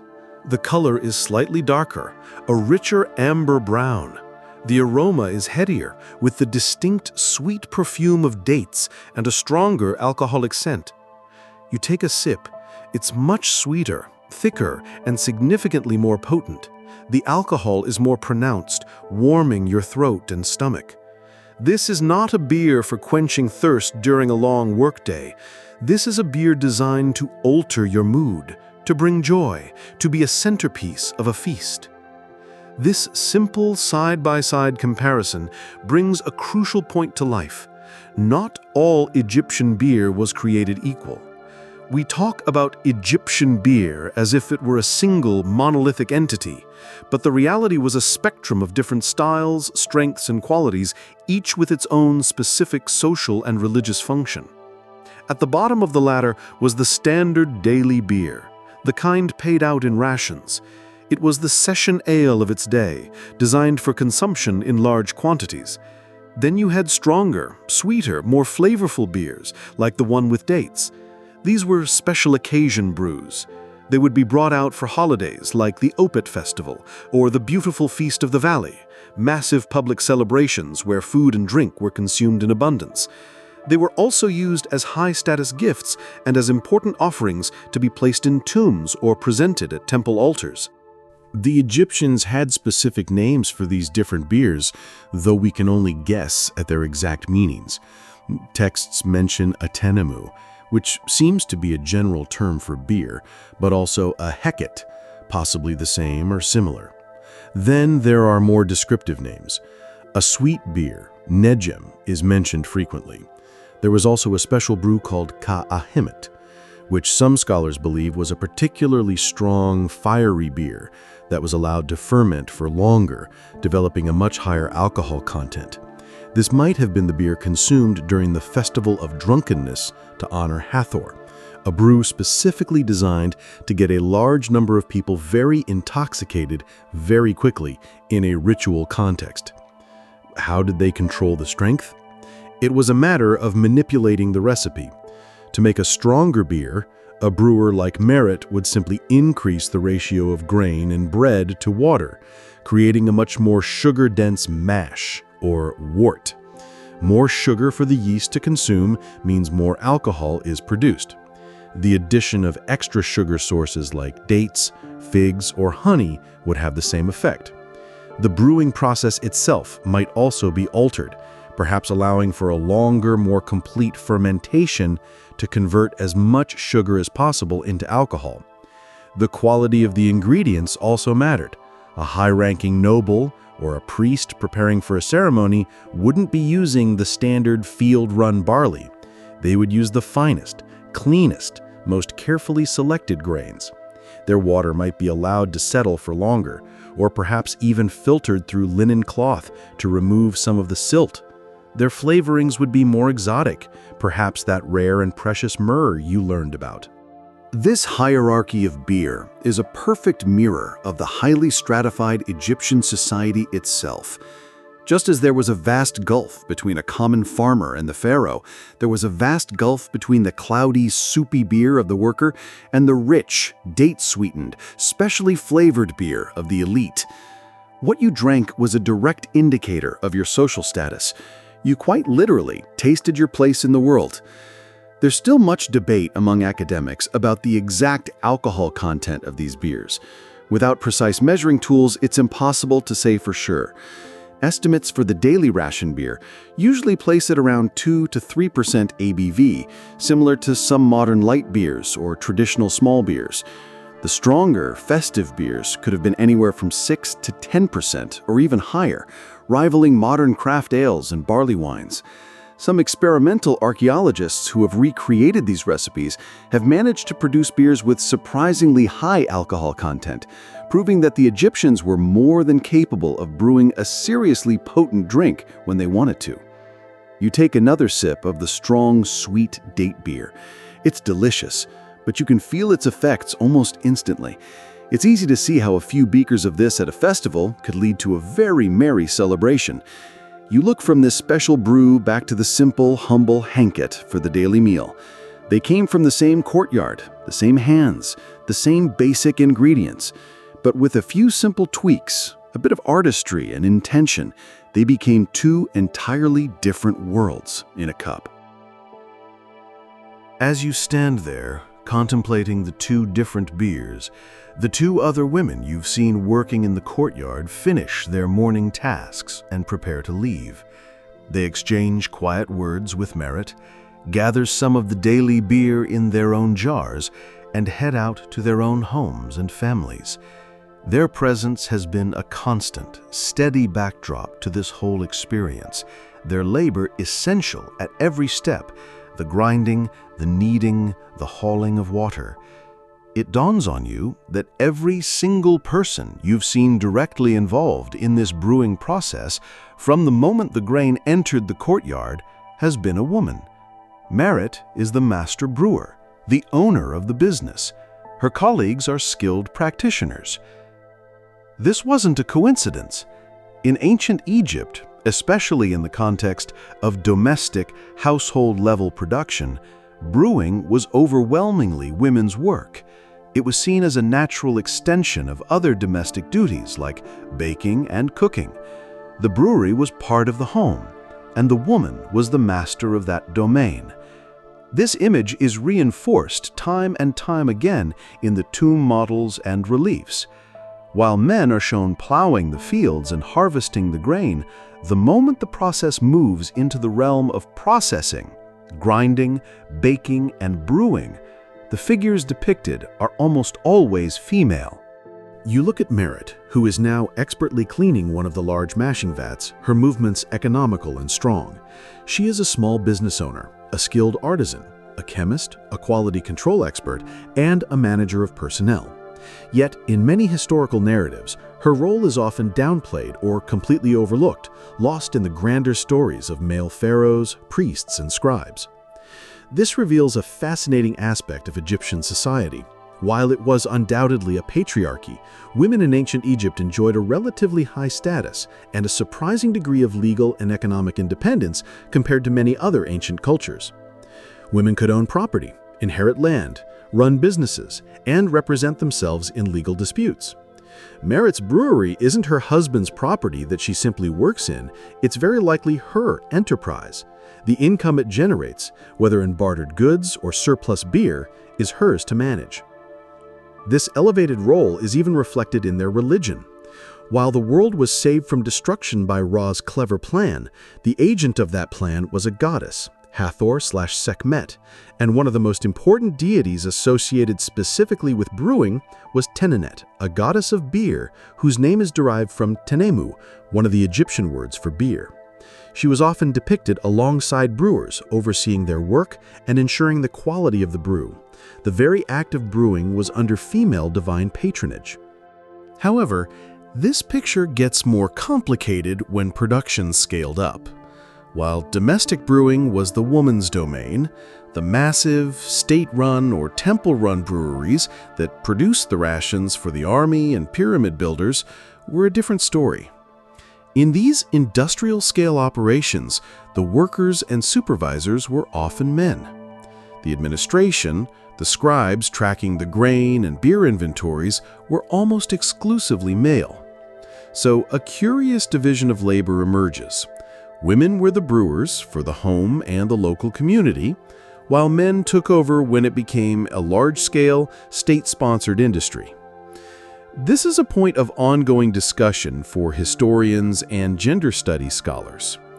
Does this shift from female-led craft to male-led industry represent a marginalization of women's skills, or was it simply a practical division of labor in their society?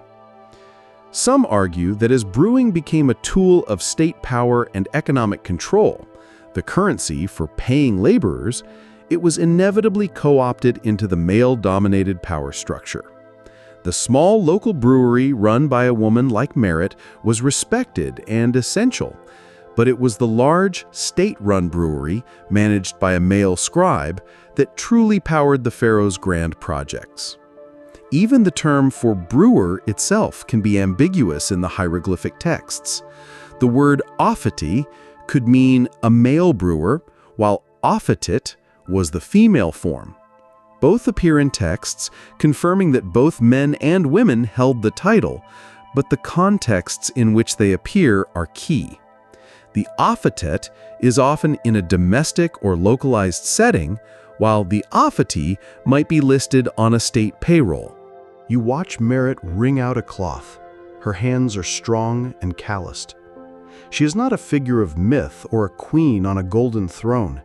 She is a working woman, a provider, a cornerstone of her community. Her knowledge and labor transform dusty grain into life-sustaining food, valuable currency, and joyous celebration. She is the living embodiment of a tradition that was, for millennia, passed from mother to daughter. The story of Egyptian beer is incomplete without her. It's a reminder that history is often written about the powerful, but it is lived and built by ordinary people. And in the surprisingly complex world of ancient Egyptian beer, the true masters of the craft, the keepers of the sacred and essential knowledge, were very often women. Their silent, tireless work, repeated day after day in countless courtyards across the land, was the true, bubbling heart of Egyptian civilization. The morning is now in full swing. A neighbor, an elderly man with a weathered face and a slight limp, appears at the entrance to the courtyard. He speaks to Merritt in a low voice, gesturing to his leg. Merritt listens patiently, then nods. She goes not to the jars of finished beer, but to a smaller sealed pot tucked away in a corner. She opens it, and a sharp, medicinal, herbal smell wafts out.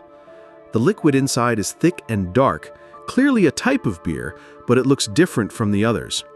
She pours a small amount into a beaker and gives it to the old man. He thanks her profusely, drinks the concoction with a grimace, and then hobbles on his way. You look at Merritt, puzzled. Was he thirsty? Merritt shakes her head. His leg gives him pain. The spirits of the river's dampness have settled in his joints. She pats the special jar. This brew persuades them to leave. This is an entirely new dimension to the world of Henket. Beer wasn't just food, currency, or a party drink. It was also a fundamental component of ancient Egyptian medicine. The medical papyri, texts like the Papyrus Ebers and the Papyrus Hearst, are some of the oldest and most extensive medical documents in the world.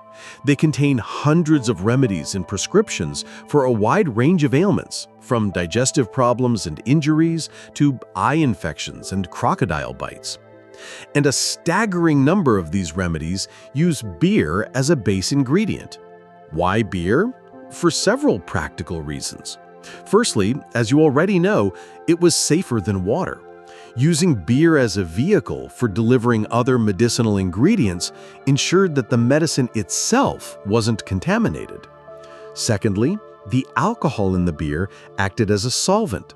Many of the active compounds in medicinal plants and herbs are not water-soluble, but are alcohol-soluble. So steeping these herbs in beer was an effective way to create a tincture, extracting their healing properties into a drinkable medium. The Egyptians may not have understood the chemistry of solvents, but they clearly observed the results. Finally, the beer itself had palliative effects. The alcohol was a painkiller and a sedative. A patient suffering from pain, anxiety, or sleeplessness would find relief from the beer alone, even before considering the effects of the added ingredients. You ask Merritt what was in the special brew she gave the old man. She begins to list the ingredients she infused into that particular batch. Willow bark, she says, to chase the heat and pain. Willow bark, as we now know, contains salicin, the natural forerunner of aspirin. It's a powerful anti-inflammatory and pain reliever. And the seeds of the poppy, she adds, to bring the peace of sleep. The poppy, of course, is the source of opium and its derivatives, some of the most potent analgesics known to humanity. The old man wasn't just getting a beer. He was getting a carefully formulated pain relief cocktail. The range of ingredients mixed with beer in the medical papyri is astonishing. For a cough, a prescription might call for a beer to be mixed with honey and crushed juniper berries. For digestive issues, a beer-based remedy might include herbs like mint and coriander. They even had prescriptions that sound bizarre to us today. A remedy for an unspecified internal complaint involved mixing beer with, among other things, pellets of goat dung.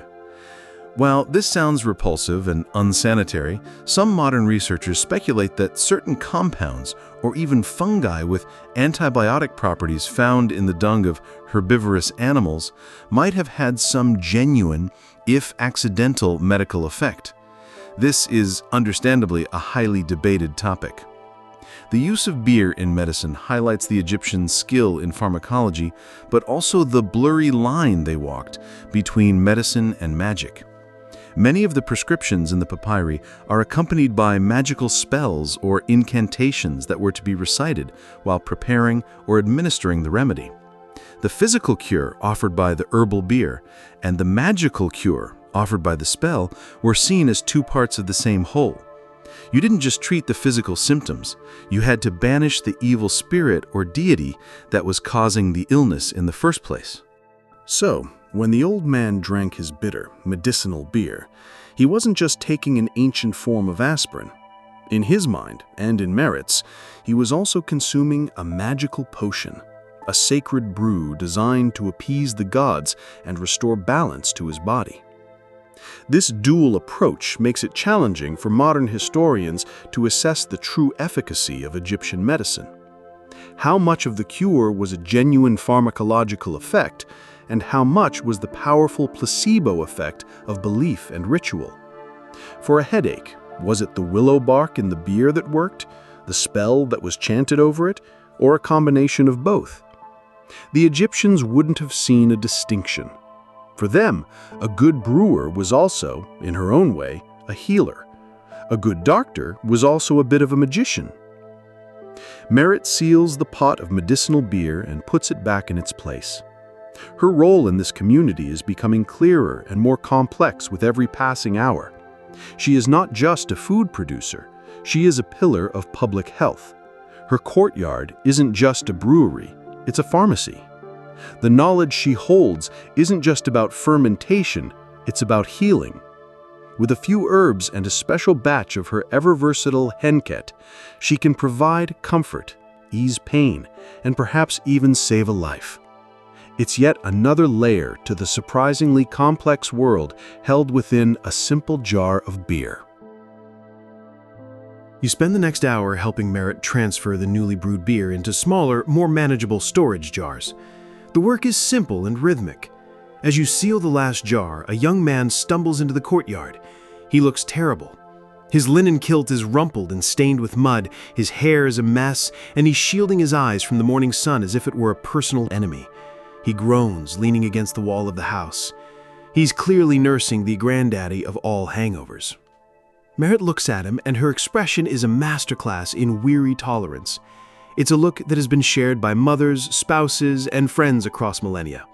She says nothing, but simply hands him a beaker of water, not beer. He drinks it greedily. His sorry state is a vivid reminder that while beer was a source of life and health, its potent, festive form could also be a source of trouble.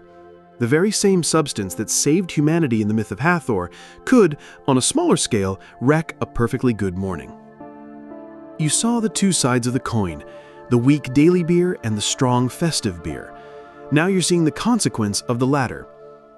The Egyptians embraced celebration with an enthusiasm that is truly impressive. Their calendar was filled with religious festivals, and these were not solemn, quiet affairs. They were vibrant, loud, public holidays characterized by feasting, music, dancing, and most importantly, copious amounts of drinking. Picture the scene during a major festival, like the beautiful Feast of the Valley in Thebes. The entire population would pour out of their homes and into the streets, following the sacred boat of the god Amun as it was carried in a grand procession. The state and the temples would distribute enormous quantities of bread and beer to the public. The atmosphere would be electric, a citywide party. The strong, sweet, date-sweetened beer you tasted earlier would be flowing freely. And then there was the most extreme example, the festival of drunkenness. This wasn't just about having a good time, it was a religious duty. To commemorate Hathor's pacification, participants would drink to the point of oblivion. The goal was to achieve a state of altered consciousness, to commune with the goddess, and to ritually reenact the salvation of humankind. Tomb paintings from the New Kingdom show the aftermath of these parties in amusingly frank detail. You see guests being carried home by their servants, others leaning over to be sick in a bowl held by an attendant, and one famous image even shows a noblewoman declaring, "Give me 18 cups of wine. I want to drink to drunkenness." The Egyptians were not shy about depicting the less glamorous side of a good party. But what was religiously sanctioned in a festival setting was not necessarily condoned in daily life. The Egyptian establishment, particularly the highly educated scribal class, had a lot to say about the dangers of habitual drunkenness. This is where we find a fascinating contradiction. The very same culture that celebrated ritual intoxication also produced some of the ancient world's most eloquent anti-drinking PSAs. These warnings are found in a genre of literature called wisdom texts or instructions. These were essentially guidebooks written by wise old fathers or court officials for their sons, teaching them how to live a successful and moral life. And a recurring theme is, "Son, stay away from the beer halls." One of the most famous examples, from the Papyrus Anastasi 4, paints a vivid picture. They say to you, "Put down your books and let's go to the beer house." You are found falling on the ground and your body is broken. Your companions stand up and say, "Put him outside, this drunkard." You are like a broken rudder on a ship which obeys on neither side. You are like a temple without its God, like a house without bread. It's a powerful and relatable image. The loss of control, the physical injury, the social shame. It's the universal hangover lament. These texts advise young men that excessive drinking leads to babbling foolishness, dereliction of duty, and association with a bad crowd. It was seen as the path to ruin for any ambitious young man trying to make his way in the world. So how do we reconcile these two realities? A society that commands you to get drunk for Hathor, but scolds you for doing it on a regular Tuesday. This is a point that still fascinates historians. The key, it seems, was context. Drunkenness for a sacred communal purpose during a designated festival was not only acceptable, but necessary. It was a controlled, temporary chaos that reinforced social and religious bonds. But chronic, solitary, or unproductive drunkenness that made you a broken rudder was a social ill. It threatened the order, discipline, and productivity, ma'at, that the Egyptians held so dear. They understood that alcohol was a powerful tool that could be used for divine connection or for self-destruction. The young man in the courtyard finally manages to stand up straight. He mutters a thank you to Merit and shuffles away, a walking embodiment of the wisdom text's warnings. You look at the jars of strong date beer with a new understanding. It is a joyous thing, a gift, but it holds a power that demands respect. It could fuel a festival that honors the gods, or it could lead to a morning of shame and a lecture from beyond the grave, written on a papyrus scroll 3,000 years ago. The young man's pathetic retreat leaves a lingering question in the air, a question that goes beyond the moral lessons about drunkenness.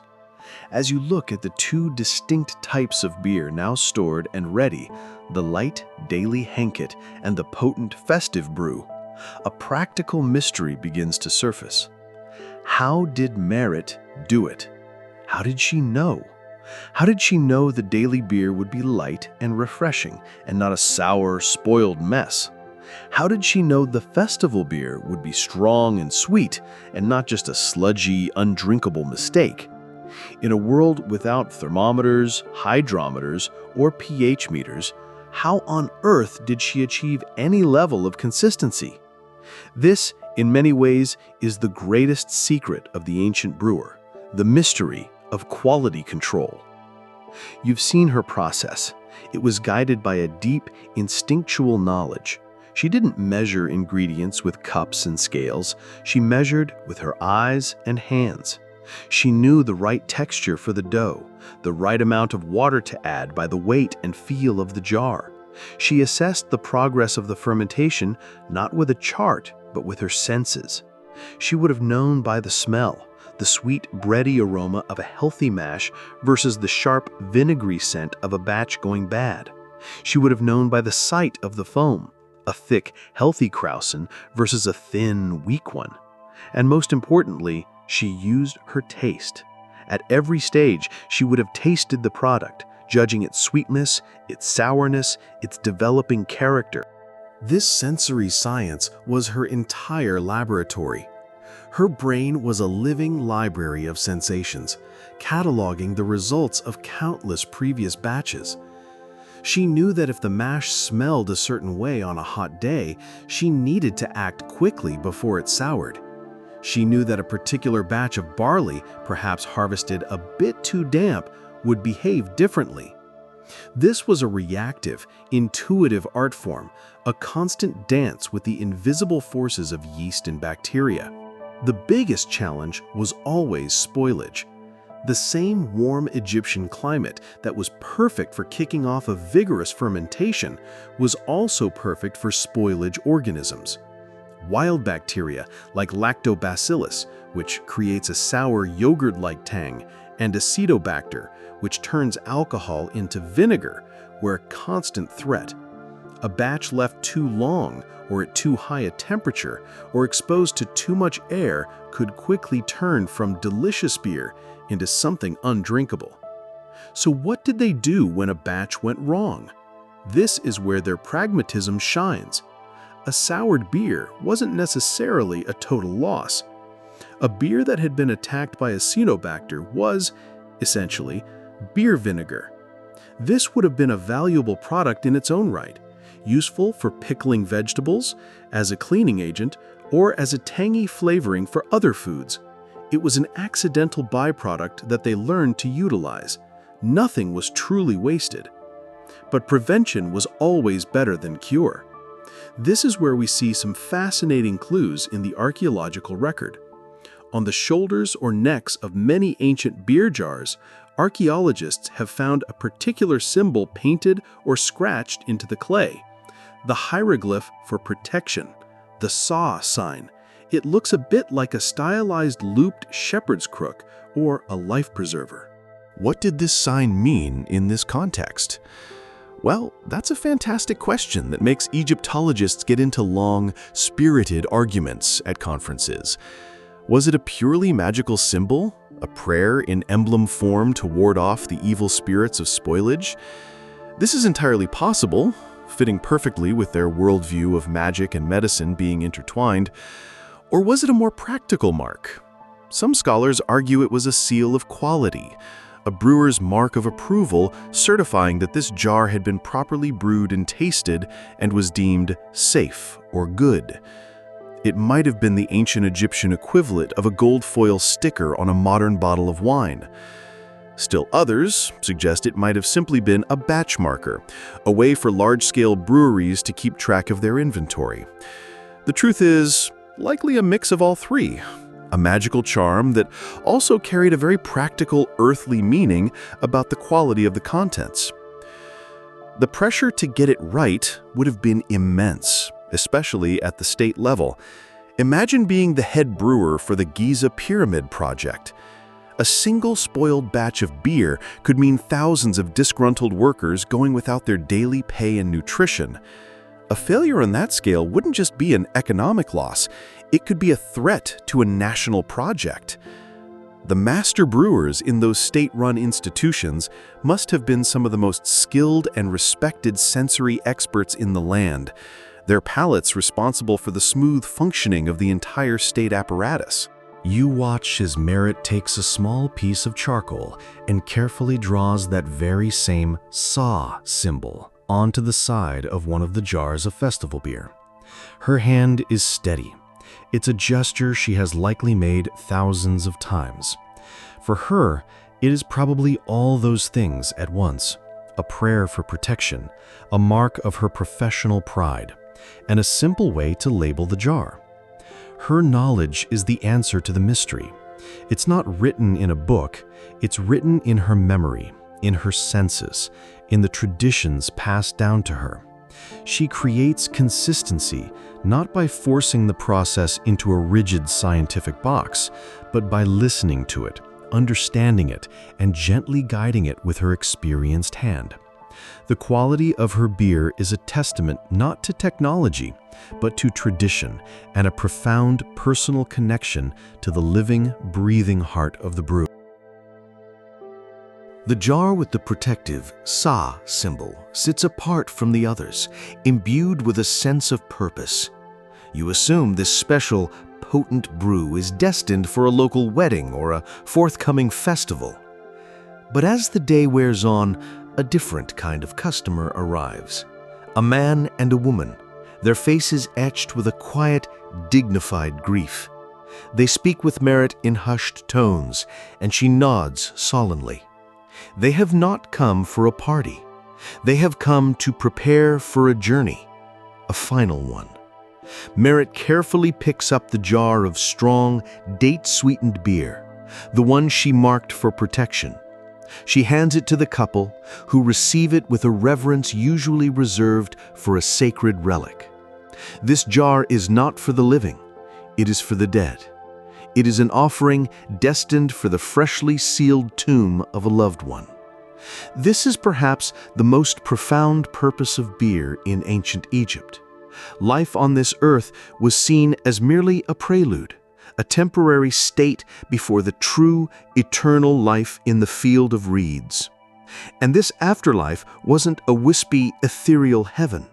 It was a mirror of this world, but perfected. You would still need to eat, to drink, to socialize, to enjoy the simple pleasures. And if beer was the staple of life, then it was an absolute necessity for a happy and prosperous eternity. To die without an eternal supply of beer was to face an afterlife of perpetual thirst and misery. So families did everything in their power to ensure their departed loved ones were well stocked. When a tomb was sealed, it was filled with provisions. Alongside furniture, clothing, and tools, there would be jars of wine, joints of meat, loaves of bread, and of course, jars and jars of beer. The goal was to provide a starter kit for the afterlife. But the Egyptians were practical people. They knew that even 100 jars of beer would eventually run out. What happens then? This is where their unique blend of magic and pragmatism provided an ingenious solution.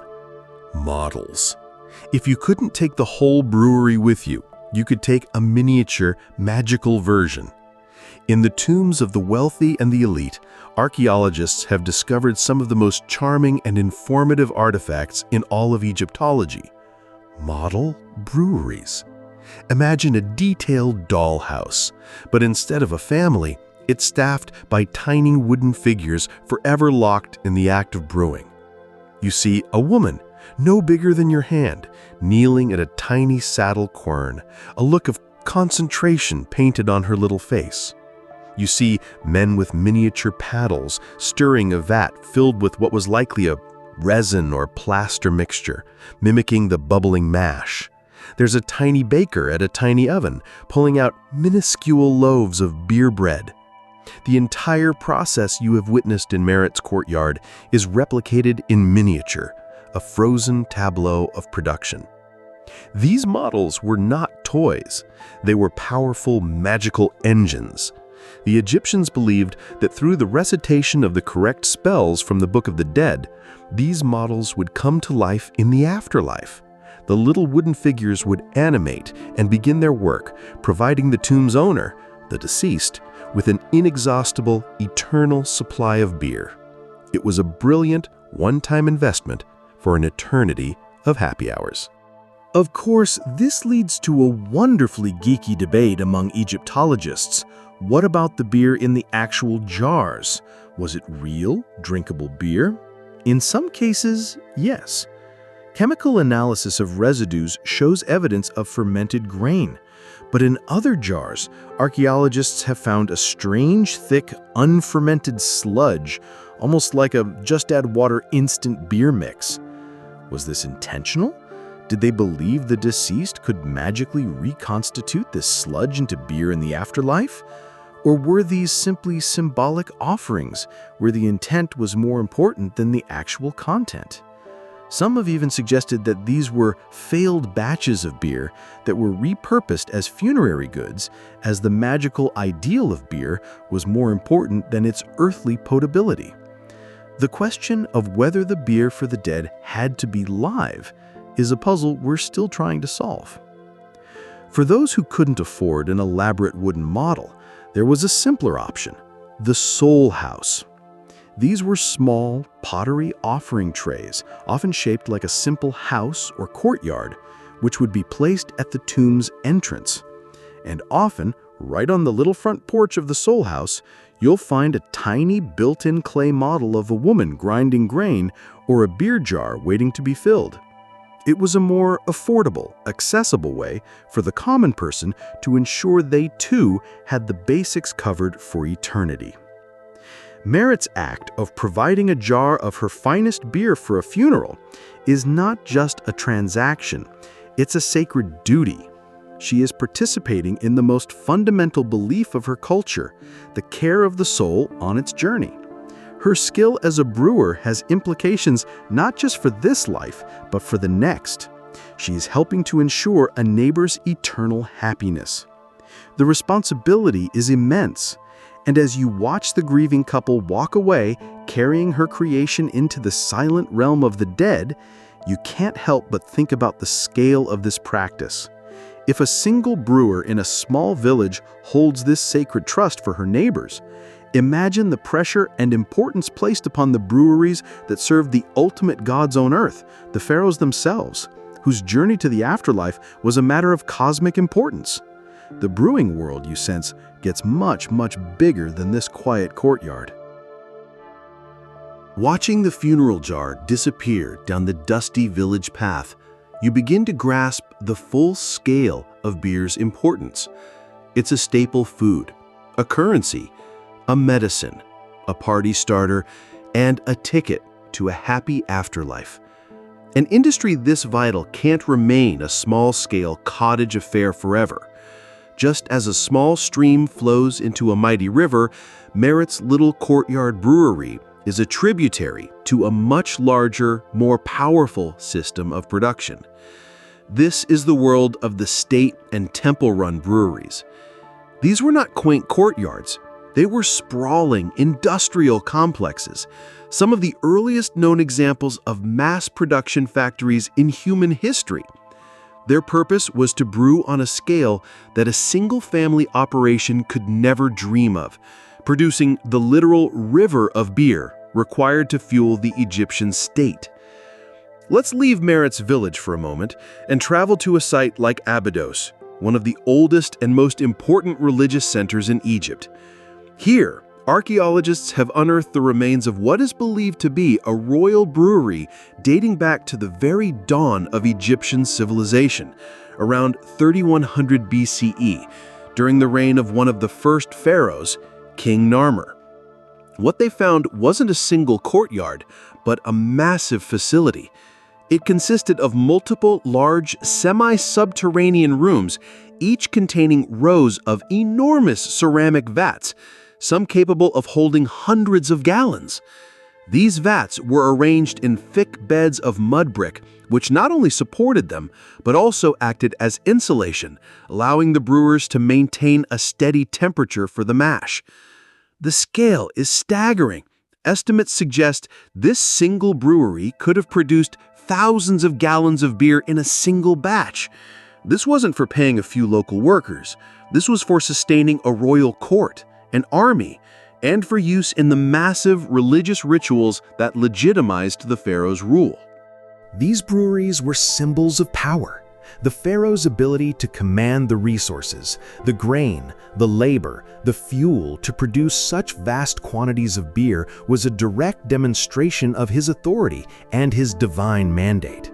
By collecting grain as taxes and redistributing it as beer and bread rations, the pharaoh wasn't just feeding his people, he was binding them to him in a system of dependency and loyalty. The flow of beer was the flow of power, trickling down from the divine king to his officials, his soldiers, and his laborers. The great temples were also major players in the brewing industry. Temples to gods like Amun-Ra in Thebes were not just places of worship, they were vast economic engines. They owned huge tracts of farmland, immense herds of livestock, and of course their own breweries and bakeries. The beer brewed in temple factories served several purposes. Firstly, it was used for the daily offerings to the god statue, a ritual meal presented to the deity each day.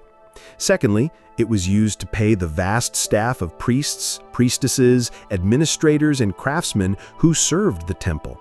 And thirdly, the surplus was used in trade or distributed to the populace during the major religious festivals that the temple hosted.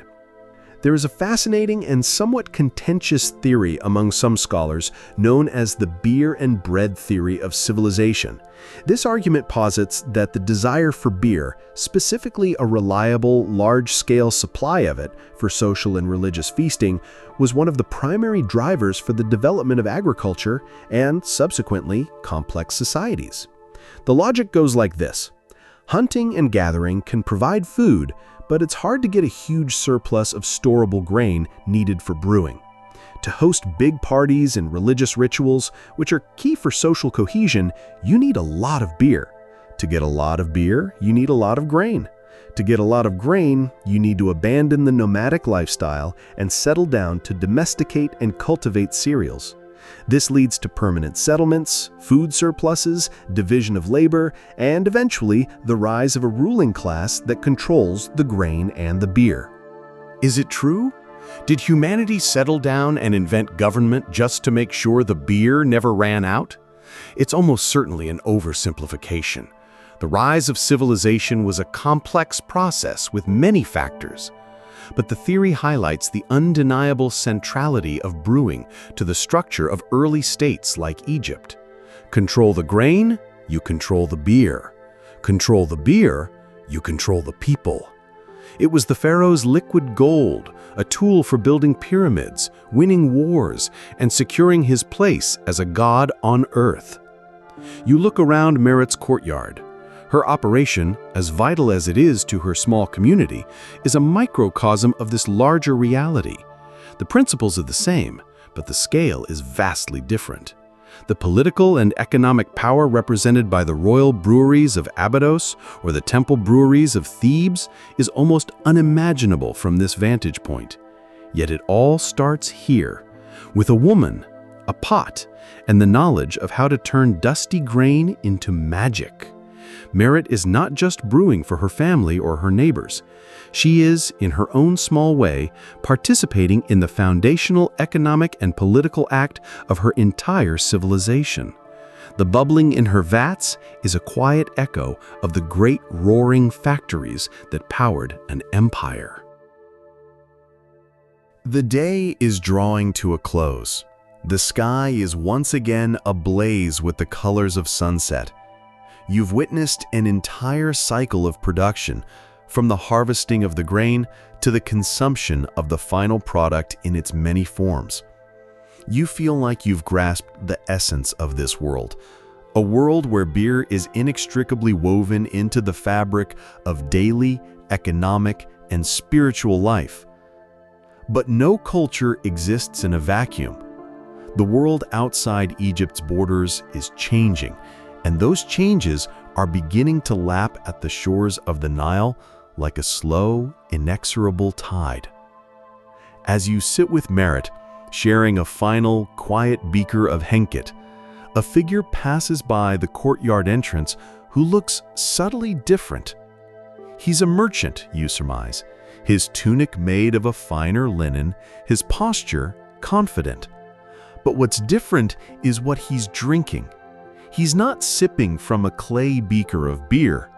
He's drinking from a small, elegant cup, and the liquid inside is a deep, translucent red. It's wine. For most of its early history, wine was an elite and rare beverage in Egypt. It was grown in a few specific locations, like the Nile Delta, and was largely reserved for the pharaoh's court and the highest echelons of the priesthood. For the common person, beer was the drink of choice, the drink of the people. But over centuries, things began to shift. The first big change came with conquest and trade. As Egypt expanded its empire during the New Kingdom, and later as it was in turn conquered by foreign powers, new cultural influences began to arrive. The Libyans, the Nubians, the Assyrians, the Persians, each brought their own customs. But the most significant shift came with the Greeks, led by Alexander the Great, and the subsequent Ptolemaic dynasty. The Ptolemies were Greek rulers who adopted many Egyptian customs to legitimize their rule, but they also brought their own culture with them. And at the heart of Greek culture was wine. For the Greeks, wine was the drink of civilized discourse, of the symposium, of philosophical debate. Beer, on the other hand, was often viewed as the drink of barbarians. They found the thick, soupy Egyptian Henket to be a strange, provincial concoction. As Greek influence spread, so did viticulture. The Ptolemaic rulers encouraged the planting of vineyards, and wine became more accessible and more fashionable, at least among the growing Greco-Egyptian upper and administrative classes. A new status symbol emerged. Drinking wine, especially imported Greek wine, from an elegant amphora was a way to signal your sophistication, your worldliness, your connection to the new ruling power. Beer, while still the staple of the vast majority of the native Egyptian population, began to slowly lose its cultural prestige at the very top of society. Then came the Romans. When Rome conquered Egypt in 30 BCE, the process accelerated. The Romans were also a wine-centric culture, and they turned Egypt into the breadbasket and the brewery and vineyard of their empire. They systematized and taxed production on an industrial scale. We have Roman-era papyri that are essentially tax receipts for brewers. The small, independent brewer like Merit would have found herself increasingly entangled in a web of bureaucracy and taxation imposed by a foreign power. This period is a source of fascinating but sad academic debate. Some historians argue that the quality and character of Egyptian beer declined under Roman rule. The focus shifted from the traditional, nutritious, soupy brew to a more standardized, possibly thinner product that was easier to tax and transport. The Romans may have even introduced new brewing techniques that altered the ancient recipes. Was this the beginning of the end for true, traditional henket? It's difficult to say for sure, but the cultural landscape was undeniably changing. The final, decisive shift came with the arrival of new religions. The rise of Christianity in Egypt and later the arrival of Islam brought profound changes to daily life and ritual. While early Coptic Christians likely continued many of the old traditions, the spread of Islam, with its religious prescriptions against alcohol, dealt the final blow to the ancient brewing culture. The central role of beer in religious festivals and daily life, a tradition that had lasted for over 3,000 years, was slowly erased. The liquid that had saved humanity, paid for the pyramids, and comforted the dead faded into the background, replaced by water, tea, and other non-alcoholic beverages. You watch the wine-drinking merchant disappear. He is a ghost of the future. His presence is a subtle sign that the world you have been visiting, this self-contained beer-centric universe, is not eternal. Its traditions, which feel so solid and unshakable, will eventually erode. Merritt's knowledge, passed down through countless generations, is part of a tradition that is unknowingly living in its twilight. You look at the beaker of beer in your hand. It is no longer just a drink. It is an artifact. It is the taste of a world that is slowly, imperceptibly, on its way to becoming history. You savor the sip, the grainy texture, the slightly sour tang. It is the taste of a last call, a final toast to an era that is coming to an end. The sun has set on Merritt's world, and with it, the story seems to close. The taste of her beer, a flavor profile thousands of years in the making, fades from your memory like the last warmth of the day. The world of ancient Egypt, with its gods and ghosts, its pyramids and its pottery, recedes, becoming once again a distant land of history books and museum exhibits. The knowledge, the tradition, the specific taste of that time, it all seems lost, sealed away in a tomb more final than any pharaoh's. But is it? Is that flavor gone forever? Imagine now a different kind of workshop. It's not a dusty courtyard in an ancient village, but a modern laboratory or a gleaming craft brewery. The people here are a new kind of brewer, a new kind of historian. They are experimental archaeologists, culinary detectives, and biomolecular scientists. And their mission is a form of time travel. They are trying to resurrect that ancient taste. They are trying to brew henket again. This is the fascinating modern postscript to Egypt's brewing story.